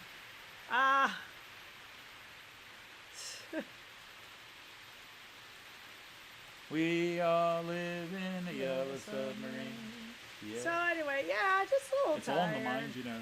Yeah, just tired. And then this car on the ICE2 kept derailing. When I popped it up, one of the one I think it was this one. Yeah, it was Okay. the back front of the bogie. That one was pushed in. Oh, okay. And I must have, I don't know if Cayenne did that a couple of weeks ago when he was playing with the ICEs. Remember I told you picked them up and knocked them over Yeah. real quick? Yeah. Or if I did it when I was You trying to clean the damaged it. wheels. Hi, Raymond. Because I, you know, And hi, everybody, if I haven't got you. I say Kayan's in here, so hi, Kai. Oma loves you. Oma, yeah, for sure. I said Oma hi, Moma, Oma Moma. Oma, yeah. But that's he's getting there. He's learning a lot of new words, which is good. So, anyway, and I got through with my call. You what? I got through the call. Oh, okay. Yay. Yay. Okay. Yeah, we are going to replace the hot water heater. That is When? when it gets here, so we Well, can did they replace give you a the time hot up- water time? heater by February 1st. Oh, so yeah, that's like A week because and a I half. get my final sick day buyout Yeah. on the You 27th. need to watch it though.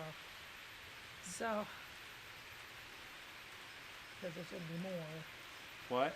There's going to be more, so we got to kind of watch our cap here. Yeah, I know. So, anyway, Well, that's what I said. I figured I was going. That was originally going to be more fun train money, but that's going to pay off the yeah, the car. trip stuff Yeah. that we've. Well, reserved. really, it's enough I can do it. So, But yeah, we can do the hot water heater. I just don't want to try doing it. I want to see if we can get a high No. pressure tankless one. well, we probably could afford that. We'll see. Yeah. We'll talk to them about it. I figure call Eminem again. Since But we've anyhow, been faithful so- to them. I Yeah, don't know, just I have to put stuff. this back on and see if he suddenly works.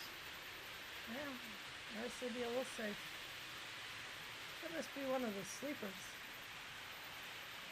I didn't blame it on anybody. I said I don't know if he did it because this is the first time it's run in so many Right. months. And I cleaned the wheels and I didn't notice when I oiled the wheels. It's better than a tank. So anyway, as you know, Anthony and I are very well suited, and so that's all part and parcel. And you can get me laughing. That's a new one. Oh, that one. I don't know how I do that. Well, again, that was how we realized we were interested in each other the first time we met. Oh, probably, yeah. We both had very subversive senses of humor. And embarrassing the couple we were with on our first date was the they best. were something else, yeah. Because they took us to the most...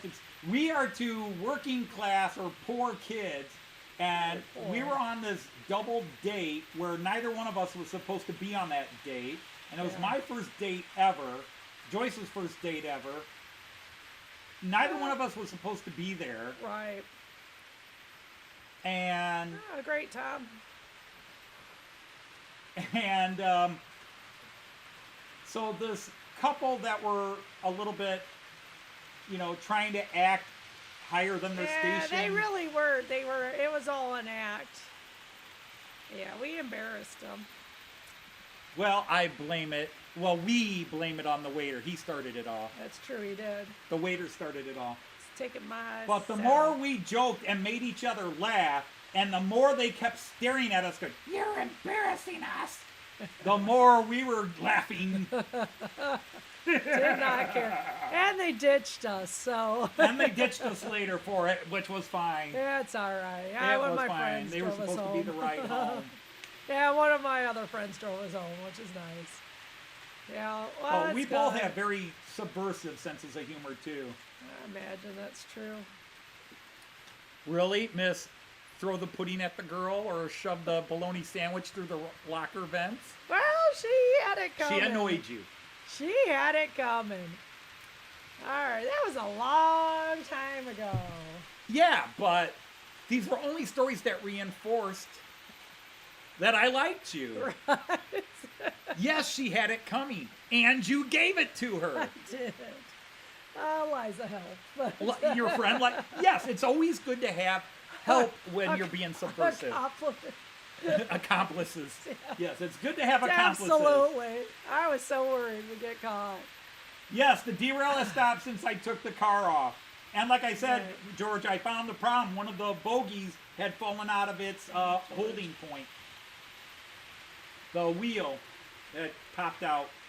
So yeah, we haven't had a derail since.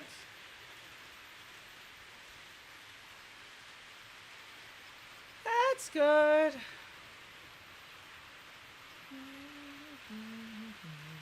Oh, Tom's back. Hi, Tom. Did you go to therapy and come back? Well, he said he couldn't stay long because he was going to therapy. Oh, okay. This is from his accident. Yeah. Oh. Well, actually, no, not from the accident, from previous. But I Yeah, think the gotcha. accident exacerbated it. Oh, no doubt. He suggested he put it back on if he fixed it, but I don't know. Well, I think maybe we'll I just will be... do it Yeah, later. we'll just be safe tonight for the rest of I've this. already stopped the trains enough because it derailed like 8 or 9 times, and it kept derailing Oh. sort of in the same place. So I wondered if it was a track issue. Yes, But then check it the derailed track. over here a couple of times, and it was always the Alright. same wheels. Yeah, It was always I the think same it's called bogey an axle and the bearing. same That wheel. makes sense. And so yeah, I took it off and found that it had No, been my pushed off. accomplices were good. They were my really best friends.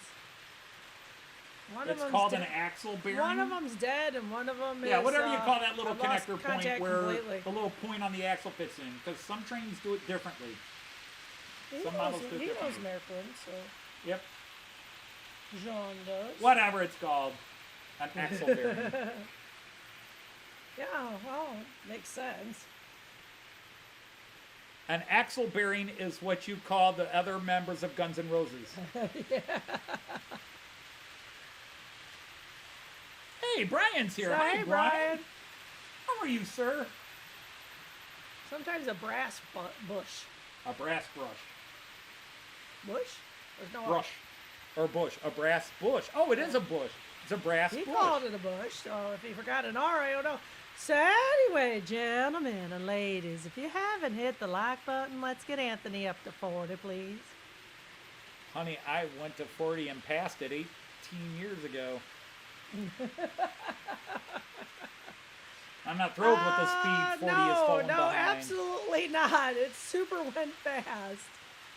Oh, Oh my God, we've been together. It'll be 40 years this year. we're like in a timeline. Holy shit!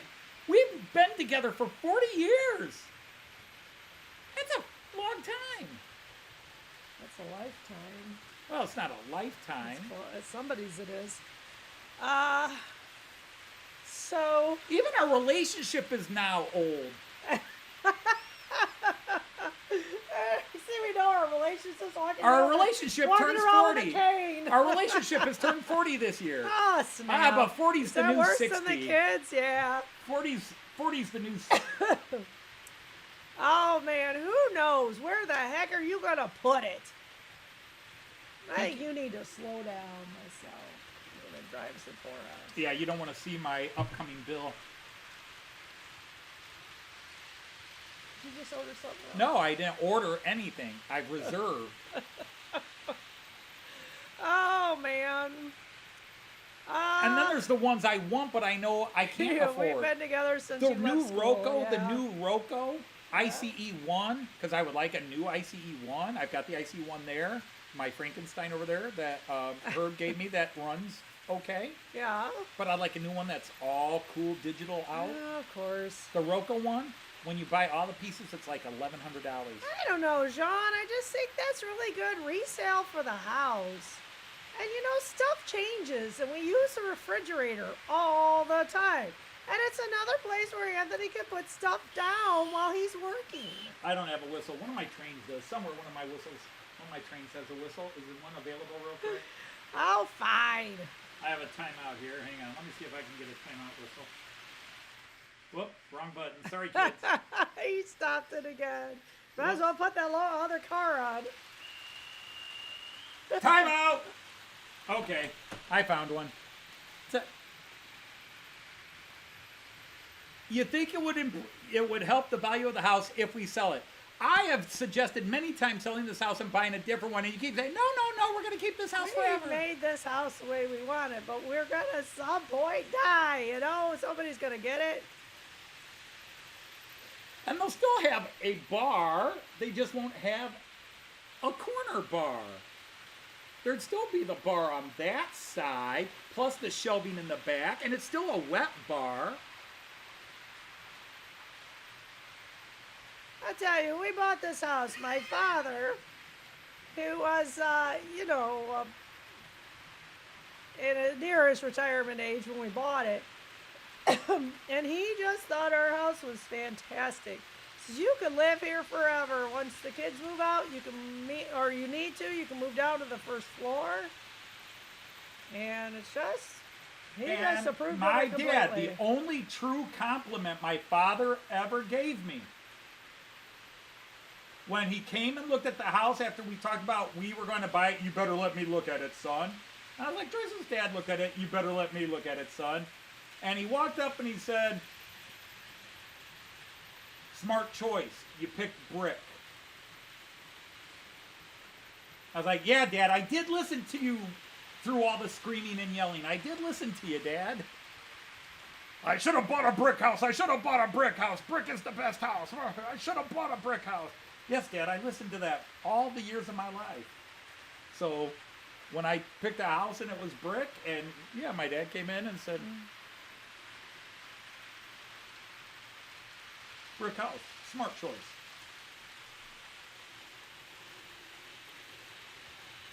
Yeah, I don't know, there's a lot of collectors, even in the German market, although I'm friends on a couple of French places that run Miraklin, but you get REE trains, because there's REI and REE, Ray and Rye, I don't know. They're both French, I believe.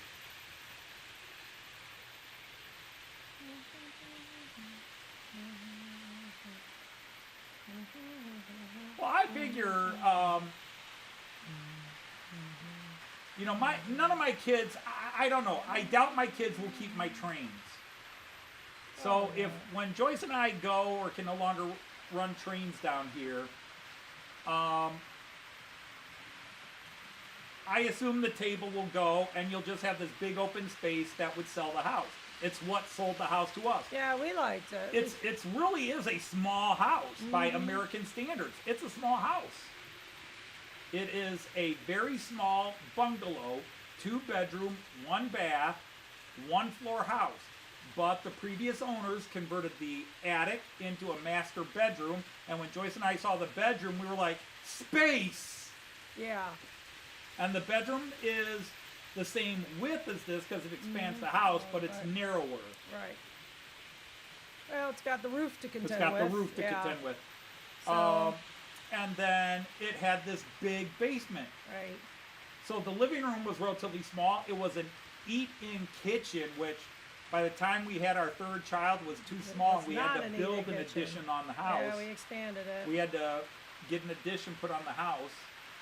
So, but yeah, it really was it was the master bedroom and the basement that sold the house to us. Because we only had 2 kids at the time. Right. So we figured we could work with a small dining room table in the kitchen, which we did. It was never comfortable, but it worked. Yeah, it worked. But my daughters, at the time, they each had their own bedroom. Or did they start in the same room I together? think they stayed in the same room. Okay. They didn't want to separate. Right. So, yeah, that's right. And we used the one as sort of an office. Oh, you think Kyan will take over the trains? That's a possibility. Yeah, I might but all go to the grandson. it's, I can't predict Kyan if he follows what even kids like you and your kids. Oh, that's a great deal, Billy.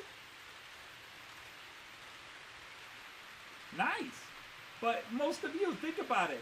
You were into trains with your grandfather or your father or your uncle or whatever as a kid. And then didn't most of you, Get away from teenage years, Right. sports, other hobbies, sex, the opposite sex, the same sex, whatever, didn't it sort of creep in and take over? And then you came back to the hobby later. Because that seems to be the dominant storyline of most people. I was into trains as a kid and got back to it, into it later in life when I had more free time. Because job And more- family and more money. or relationship, they get in the way of it. Yeah, it does. And I assume that would happen with Kyan. Yeah, probably. So, I mean, I will happily leave my trains to my family, and I have, and they can do with it what they will. Sell it, keep it, split it up, eBay. throw it all on. Well, that's part of sell it. I know. I'm teasing. You have 2 Freighters. freighters going. Yes, and Raymond has already laughed at me and pointed out that apparently I've got 2 different types of tankers that should not be together. Whoops. 2 takers that don't play well? Apparently they're not supposed to be next to each other. Gotcha. Because I saw 'Cause we could blow everybody up, huh? because I assumed the GATX and the BP were oil, but maybe the GATX is something else. Yeah. And then I don't know what the DB Shanker carries. Right. For all I know, it could be carrying the Kahat's secret recipe. You guys are right, No. It wasn't Raymond. Oh, no, not you, Raymond. Raymond Legg. Sorry, Raymond, Anthony. We have 2 Raymonds here.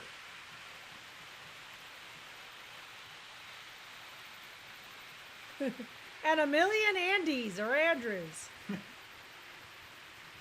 lot of Andys, a lot of Steves. A couple times.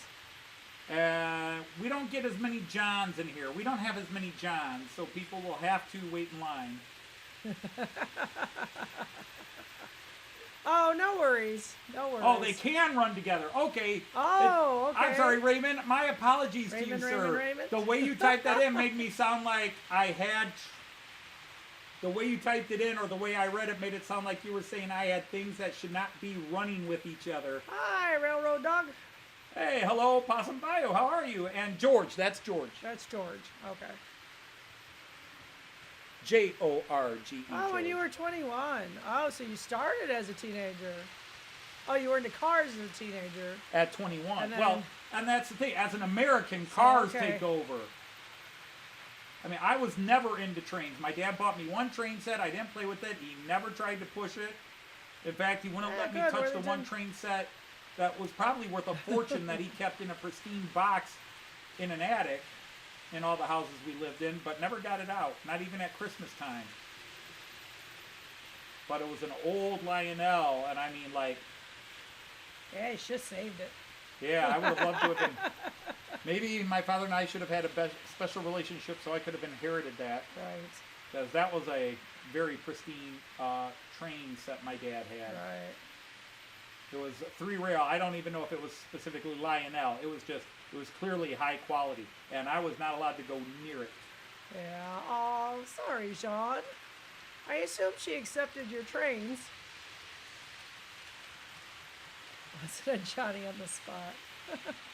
Yeah, you still have your train. John Dawson, Johnny on the spot. Here we go.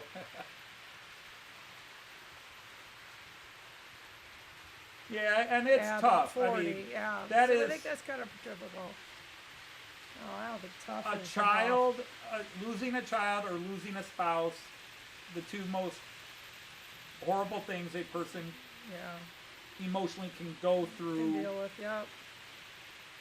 Um, Yeah, that makes sense too. Wait until you had a house. but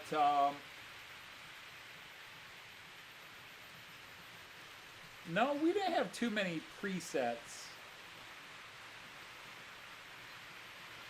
You know, like I have this and you have to yeah, accept to it. You have that. accept. Well, I made it clear. Well, just the one. I made it clear I wasn't getting up to make you breakfast. Yeah. Yeah, that's true. Joyce was never going to get up and be the housewife that made me breakfast before I went to work. She did announce that. I will not be getting up early and fixing you breakfast. There's cereal, there's Pop-Tarts. You're a grown man. You can take You're a care grown of man, yourself. take care of yourself. And I was like, man, I've been cooking my own breakfast since I was 7 years old. Yeah, he'll be fine. And he was. And he just kept getting up earlier and earlier. And you didn't want a man who needed to be picked up after all the time. It was like you didn't want to be the little housewife that had to pick everything up. What can I say? I'm very, She's not the little housewife. very liberated woman. How's that? But you also didn't want the man who was going to do, well, back then you didn't want the man who was going to do all the cooking and all the cleaning either. You wanted the sort of the, Oh, we'd split. yeah, it would be a sort of a split. Right, which it wasn't much of a split, but it was. No, you did most of the cooking. You took that over. You know, you had some days you made dinner, which is nice. All right, Bernie's got a bit of a man flu. Sorry to hear that. All right, Good night, Bernie. Sorry to hear that. Good night. It's only a man flu if your wife tells you you're not sick. And you think you are. Take care, Bernie.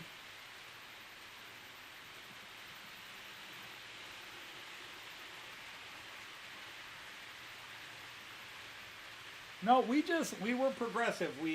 I took a job in another town before we got married, and yeah, look, let's see, we got married in June, so July, August, September, and into October, so almost 4 months. We only saw each other on the weekends. Yeah, it was pretty rough. The first 4 months of our marriage, we only saw each other on the weekends. But what weekends those were! Yeah, until I eventually could move out. Until Joyce could, because Joyce had to finish a quarter of school, and we had to try to find her. We were trying to get her into a school because Joyce still had a year of college to go when we got married. We should have waited a year and let Joyce finish school. Yeah, we should have. That would have been a smarter thing. But you know, we're happy with how things turned out. So Yeah, it did turn out okay, and that's why I have to work so long. no, we did not live together before we got married. No, yeah, we didn't.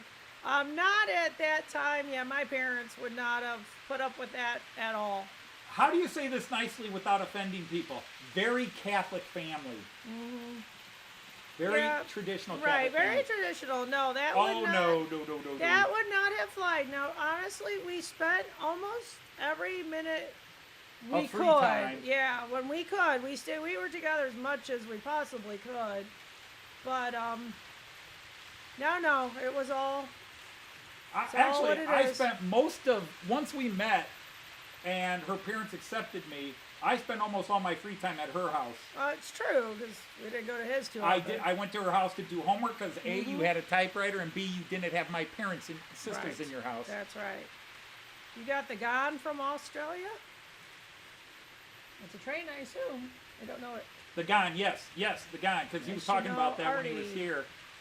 Yeah, I actually show a picture of the Gone in my Hopper video with Kenneth Clark Dodge. Gotcha. Okay, gotcha. Because speaking of which, if you follow Artie's channel, Artie's another guy I forgot to mention at the start. His best friend passed away, and he is not doing his live stream tomorrow, but his live stream is happening. I'm doing it on his channel.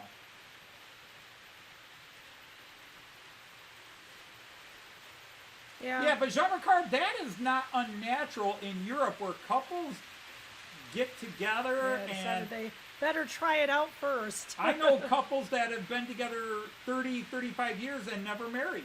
Yeah, there's that. I have friends in the UK where they were together 20 years and then said, all right, let's get married. Yeah, it's just emotionally hard. You know, it's just a brother from another mother, and it's hard to lose those friends we know. And Yeah, yeah. I moved out only a few months. I moved out of my parents' house only a few months before we got married. And those were the second best 6 months of my life.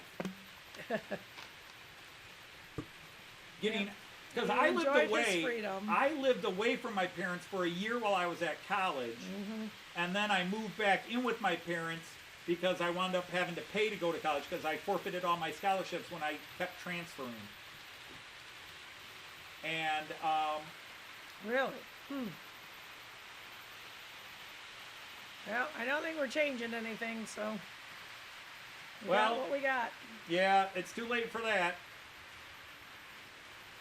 You're in a different country. Well, we were not remotely capitalist when we married. We just wanted to make enough. Yeah.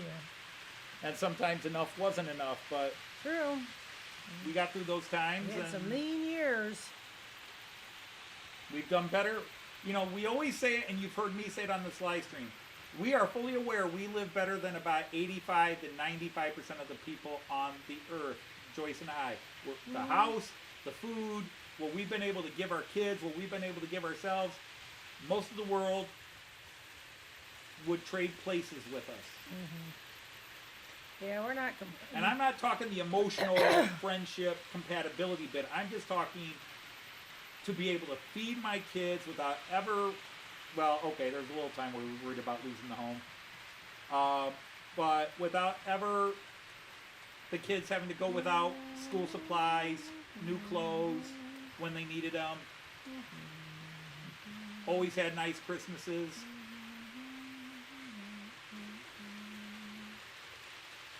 But that also, you know, George, to go to your point, stay single, you get more money. That doesn't affect us because we don't get that. We're on a totally different retirement Right. system, so the money after 65 doesn't affect us. We're on a pension plan where we get a percentage of our base salaries for the remainder of our lives, and the percentage varies depending on how quickly you retire. That's why I stayed to 36. That's I could have cool, Tom. retired at 33, but I couldn't afford to retire at 33. At 36, The three I could more years afford helped. the 3 more years because we got big raises my last 3 years. Cars are almost paid off.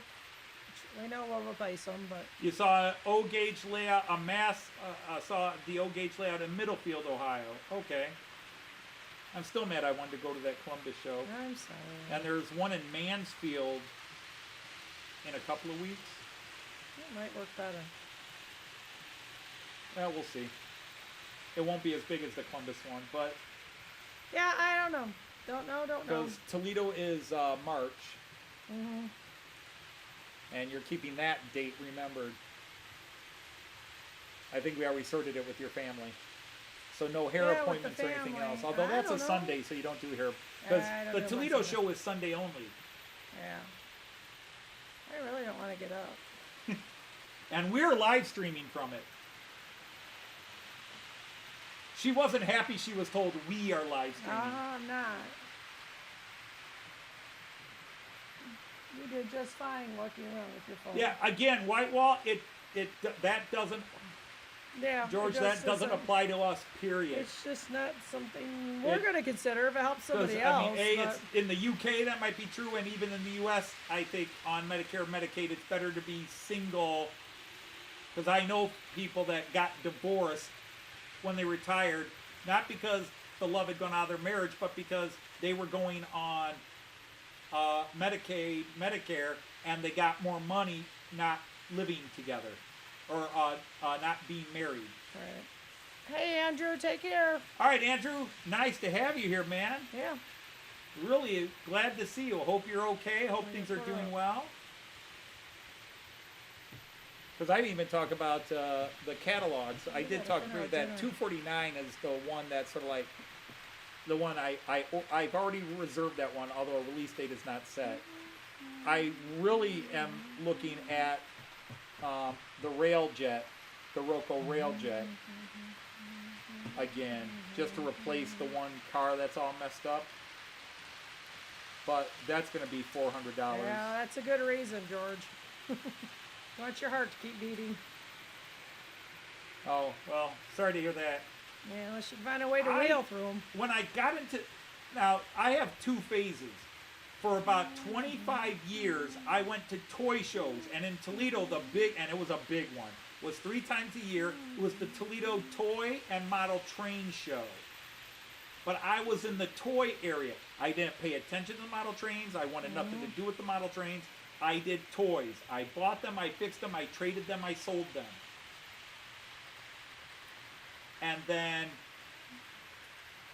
that business kind of dried out. It came to a point where you go in and try to trade or make deals, and it was all these younger guys. I've got a rental U-Haul place filled up with that stuff. I don't need it anymore. You know, guys that went to the stores, paid a guy $20 to bring out the closed boxes so they could rifle through them all and get all the collectible stuff ahead of time, and they just killed the fun of the hobby. So I stopped doing that hobby. Same thing happened in comic books. Yeah, all right, George. Fair enough. Yeah, that's right. I always say you do what you must, but you message both of us? Ah, that was from Okay, that, Alan. yeah. Yeah, So the guy contacted him, might be of interest to us. okay. So anyhow, and then when I got into the hobby, I started going to train shows, both with the club I had joined and on my own. But I didn't enjoy the train shows because I was American and nobody had And American nobody else compatible was. stuff. Yeah. And If you're lucky, we'd find cars and maybe some, I would find terrain type vehicles and stuff. some buildings. Yeah. If I was lucky, I'd find some German or European enough vehicles and buildings and buy model kits. But that was about it. Somebody would have a couple German model kits. But then, as I started following the American channels and watching the people show off their Pennsylvania Railroad, their New York Central stuff, as I got to watch people like Ray Bobel and Heath and Split Rock and that, and really began to see how pretty some of these passenger cars are. Because most of the American channels I first watched were freight channels. And Ray is still Yeah. a freight channel. And I'm not turned on by freight. My apologies. I'm just sorry. I'm not into freight. Passenger trains draw me. But starting to see beautiful New York Central coaches and Pennsylvania Railroad coaches, and then looking at the locomotives that matched. So I went to the Toledo Toy Show the Toledo Train Show last year, and it was the most fun I ever had at a train show. And I wound up doing a bit of a live feed from it and bought some stuff for people that like, hey, go back to that table and look at that. And they would say, hey, could you buy that for me? And I'm like, yeah, it's $10, no problem. All right. Yeah, you had a good time. I had a great time because I had learned to appreciate the beauty of the models. Even though I wasn't buying them, I wasn't going to run them.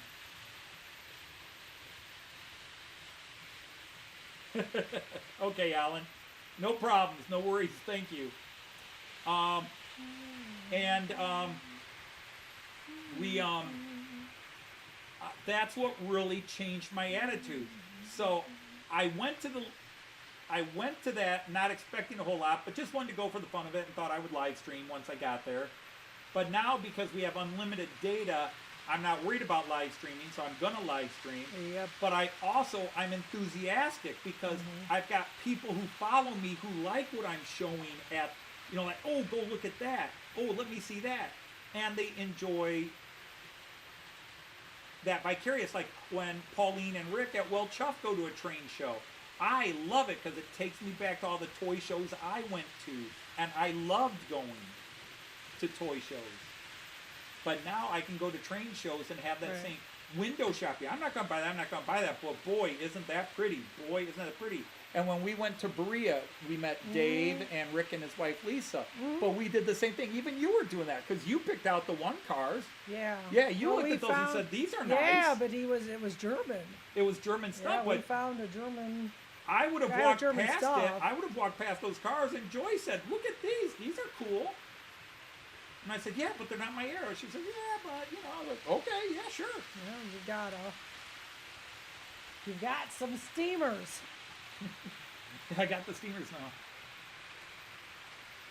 Yeah, and that's true for you, Steve. Yeah, being from the UK, you don't see a lot of the Hornby yeah, stuff. you won't see the others. You don't see the UK double O we stuff, would right? really find it a trip to go to a German train show. I would love to go to a German Yeah. train show. I would love to go to a German train for show. sure. Yeah. But I'm already excited because I get the same joy now of toy shows and train shows when, like in 2019, when we started looking for train shops, model train shops. That was just fun. Yeah. Like the first time in 2017, the first time I went to a German model train shop, Okay. Yeah. I remember we went, no, you didn't go because you were sick. Heinz drove me up to, No, just the two of you went. I wasn't sick. oh, I thought I you don't weren't feeling remember. well or No, tired or something I don't because you know. don't go with me and you I would have gone didn't go. with me. Yeah, I don't know. I don't You know. were if not Heinz feeling just, well. Oh, could That be. seems to really be the member. It could Anyhow, be. I get the same going into a German train shop or the department store Muller's department store. Oh my God, their train sections are amazing. I'm a kid in a candy store and it's like, oh, I want this, I want this, I want this. You need a second plane. Well, the credit card and the wife would make sure I didn't buy too much. Yeah. On the other hand, we have mailed stuff home before. Jean Ricard, there's one train shop that is like a, what'd they say? It's like a 6-minute walk from the train station. Okay. It's a, Yeah, Anthony was going through and looking for the. yes, looking I for have the marked train all station the train shops that on sell his Google American Maps. stuff Yeah. in all the cities we're going to be at in Germany. I've already marked all the train shops. But they're not all ones in the Maryland registry. I also checked Pico and Rocco.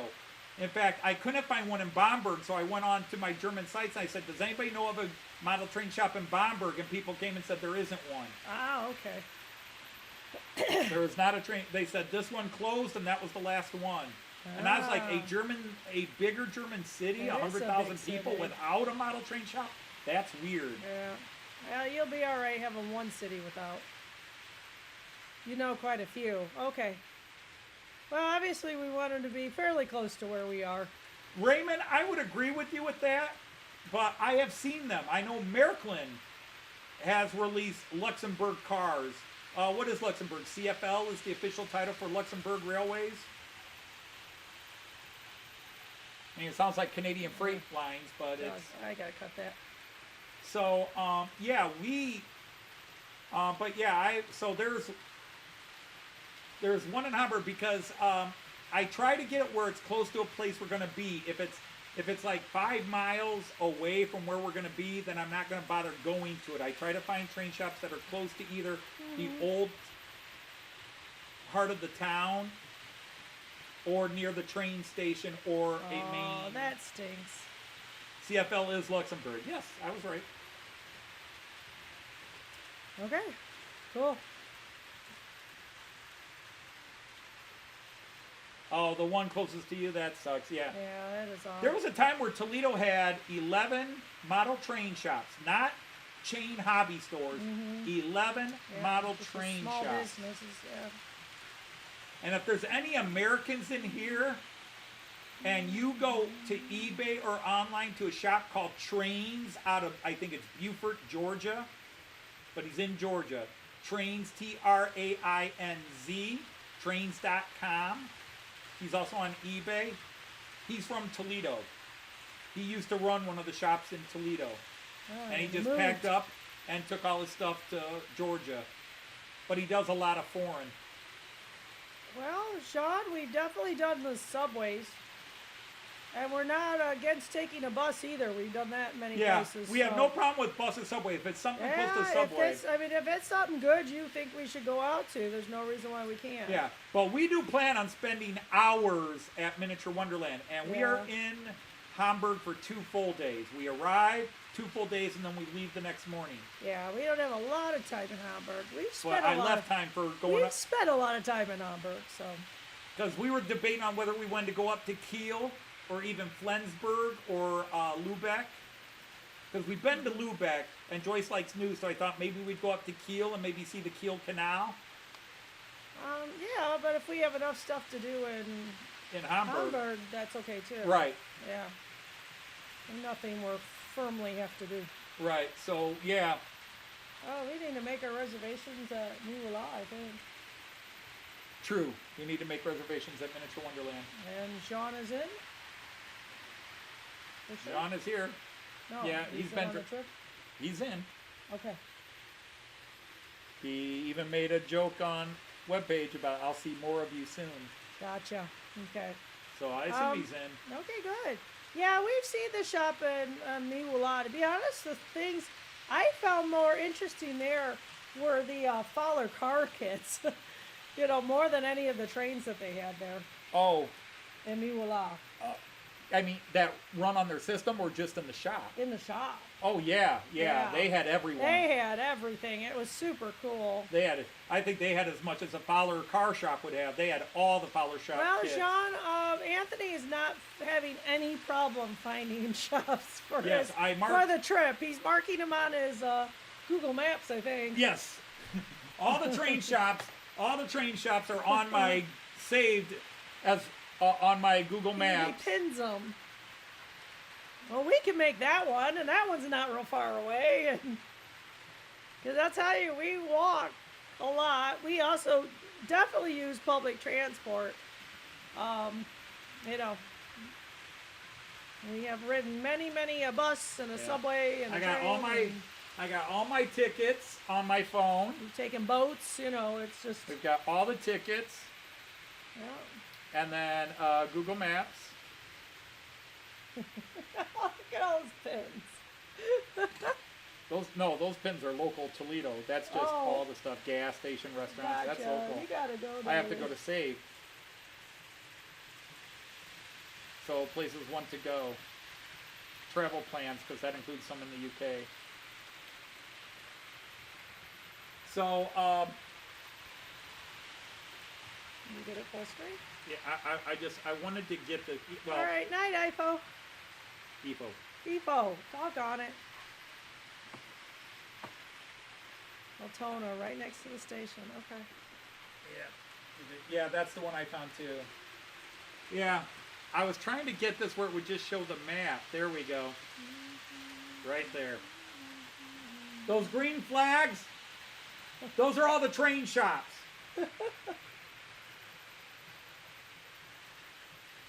Those are all the train shops near where we're going to be so far. There's other cities we're going to be, like if we go to Strasbourg, I will look up train shops in Strasbourg. If we go to Mulheim or Mulhouse, I will look up train Yeah, shops spend there. The whole time in trains. The only train shop that's not marked on here is Basel, Switzerland, because I looked at their prices. Oh, hell no.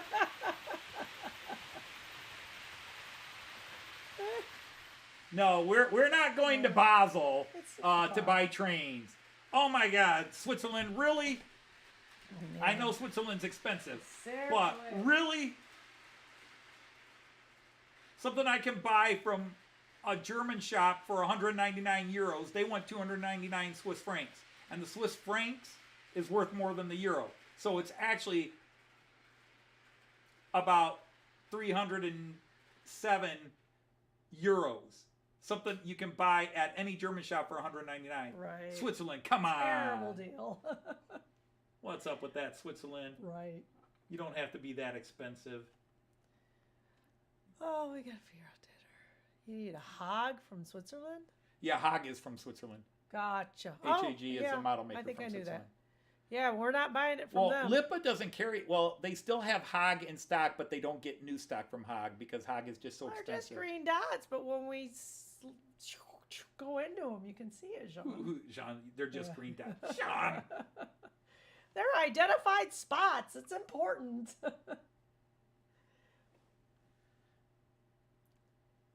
See, the hearts are all the places we are going. Both the places we're staying, but I was the gonna places say, I we're going know to what we're travel saying. to from those places. Because Yeah. Joyce and I like to stay in a place for a week and then go a bunch of places. Yeah. So we have sort of a home.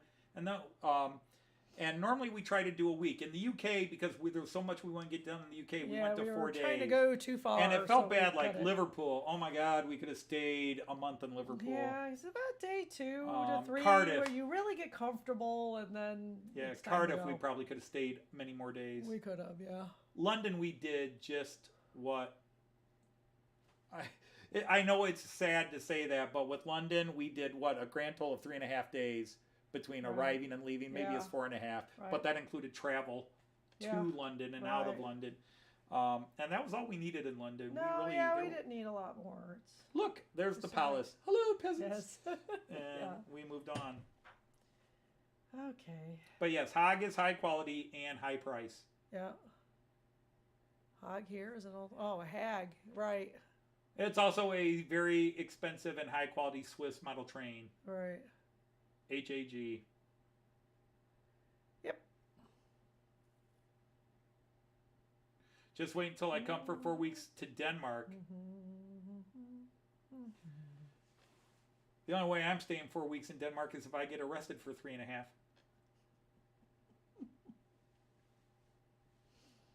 Well, Denmark is on our Scandinavian tour whenever it we do is that on our trip. Yeah, it is. Because, see, we're already booking ahead. Well, Yeah. booking's the wrong Too term. far ahead. We're We're planning looking to ahead, planning ahead. This year is Germany. Next year is apparently Australia and New Zealand. Because That's amazing. we want to see New Zealand. But that'll be a shorter trip. We're probably only going to do about 2.5, 3 weeks yeah. there. Like a Oh, week in each Or country. I could afford it. So, like, about 2.5 to 3 weeks. Mm-hmm. Because this is our last super long trip. This is going to be a month. But that's because we still have money we can really give ourselves. But that money won't be tappable anymore. I mean, in a year and a half it will be, but That's absolutely the minimum if you're not on a tour of Scandinavia. 4 Wow. weeks in Denmark. I mean, Wow. Denmark's beautiful. You can't spend enough time anywhere. It's true.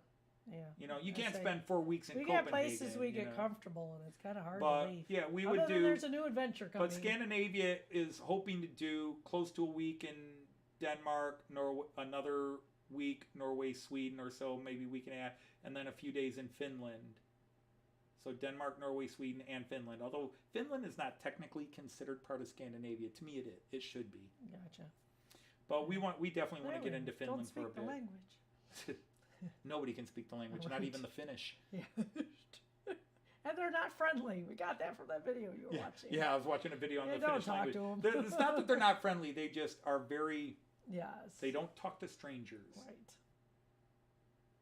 If you're not in their sphere, forget it.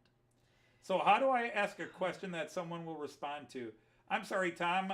You just got to keep typing it. Maybe bold print it at times. Have we missed a couple of your questions? Yeah, we missed questions. I've tried to answer a couple you asked. But sadly, most of my followers here are UK and don't really know. But we do have a few experts in the European you train can world. always Facebook Along with message, yourself. Message him. Because That you're might another be expert on the trains. You can Facebook message him if it's. We can get That's what you private want? accommodations in Denmark. Jean Ricard, we'd make too much noise for you. Well, we'll see how it goes in Hamburg. No, that was... I know. Okay. Trust me, I know you. Oh, God, I would hope so after all these years together. Oh, indeed. 40. Yeah, we can see you, Tom. Yes, we Can you see hear us? Tom? Yeah.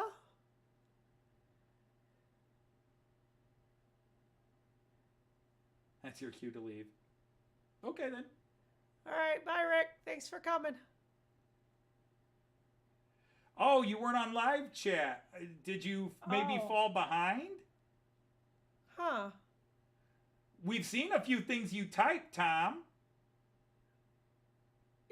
Yeah, we have seen stuff. I mean, I've seen And stuff. people even respond, like when you're talking about the French stuff Ree, a couple of people said Yeah. Ree's hard to find and things like that. You were saying that too. Yeah, so you really are here. Yeah, because we're getting ready to log off now. Yeah. Yeah, I don't know. You might have been way behind. I don't know. Sorry about that, Tom. I hate it if somebody comes to my live know. feed and Feels left out. That's feels not good. left out. That's not Put good. your channel up. I thought you already did that. We've tried to get everybody hooked up. In fact, my buddy Mick was here earlier, but he's been quiet today. Mick at Edgeley Junction. I gave him a shout out on my channel. I'm hoping he goes up a few. Good. Just Hopefully. hopefully. Anyhow, we do got to take care of dinner. And Tom, again, I'm really sorry that you were not. We were definitely seeing your comments when you Yeah, we posted them were. and responding to them. Yeah. But you might have. I don't know if you were ahead or behind. But yeah, we're gonna hit a lot of shops over in Germany. I got Just- that. Yeah. Not necessarily buying because they got to have what I'm looking for. Right. What are you looking for? You No, could stay. that's another No, we got to go. We conversation. got to take care of dinner. Right. It is dinner time here, and somebody gets hangry. And you won't like her when she's hangry. That's true. I get pretty grouchy. Yep.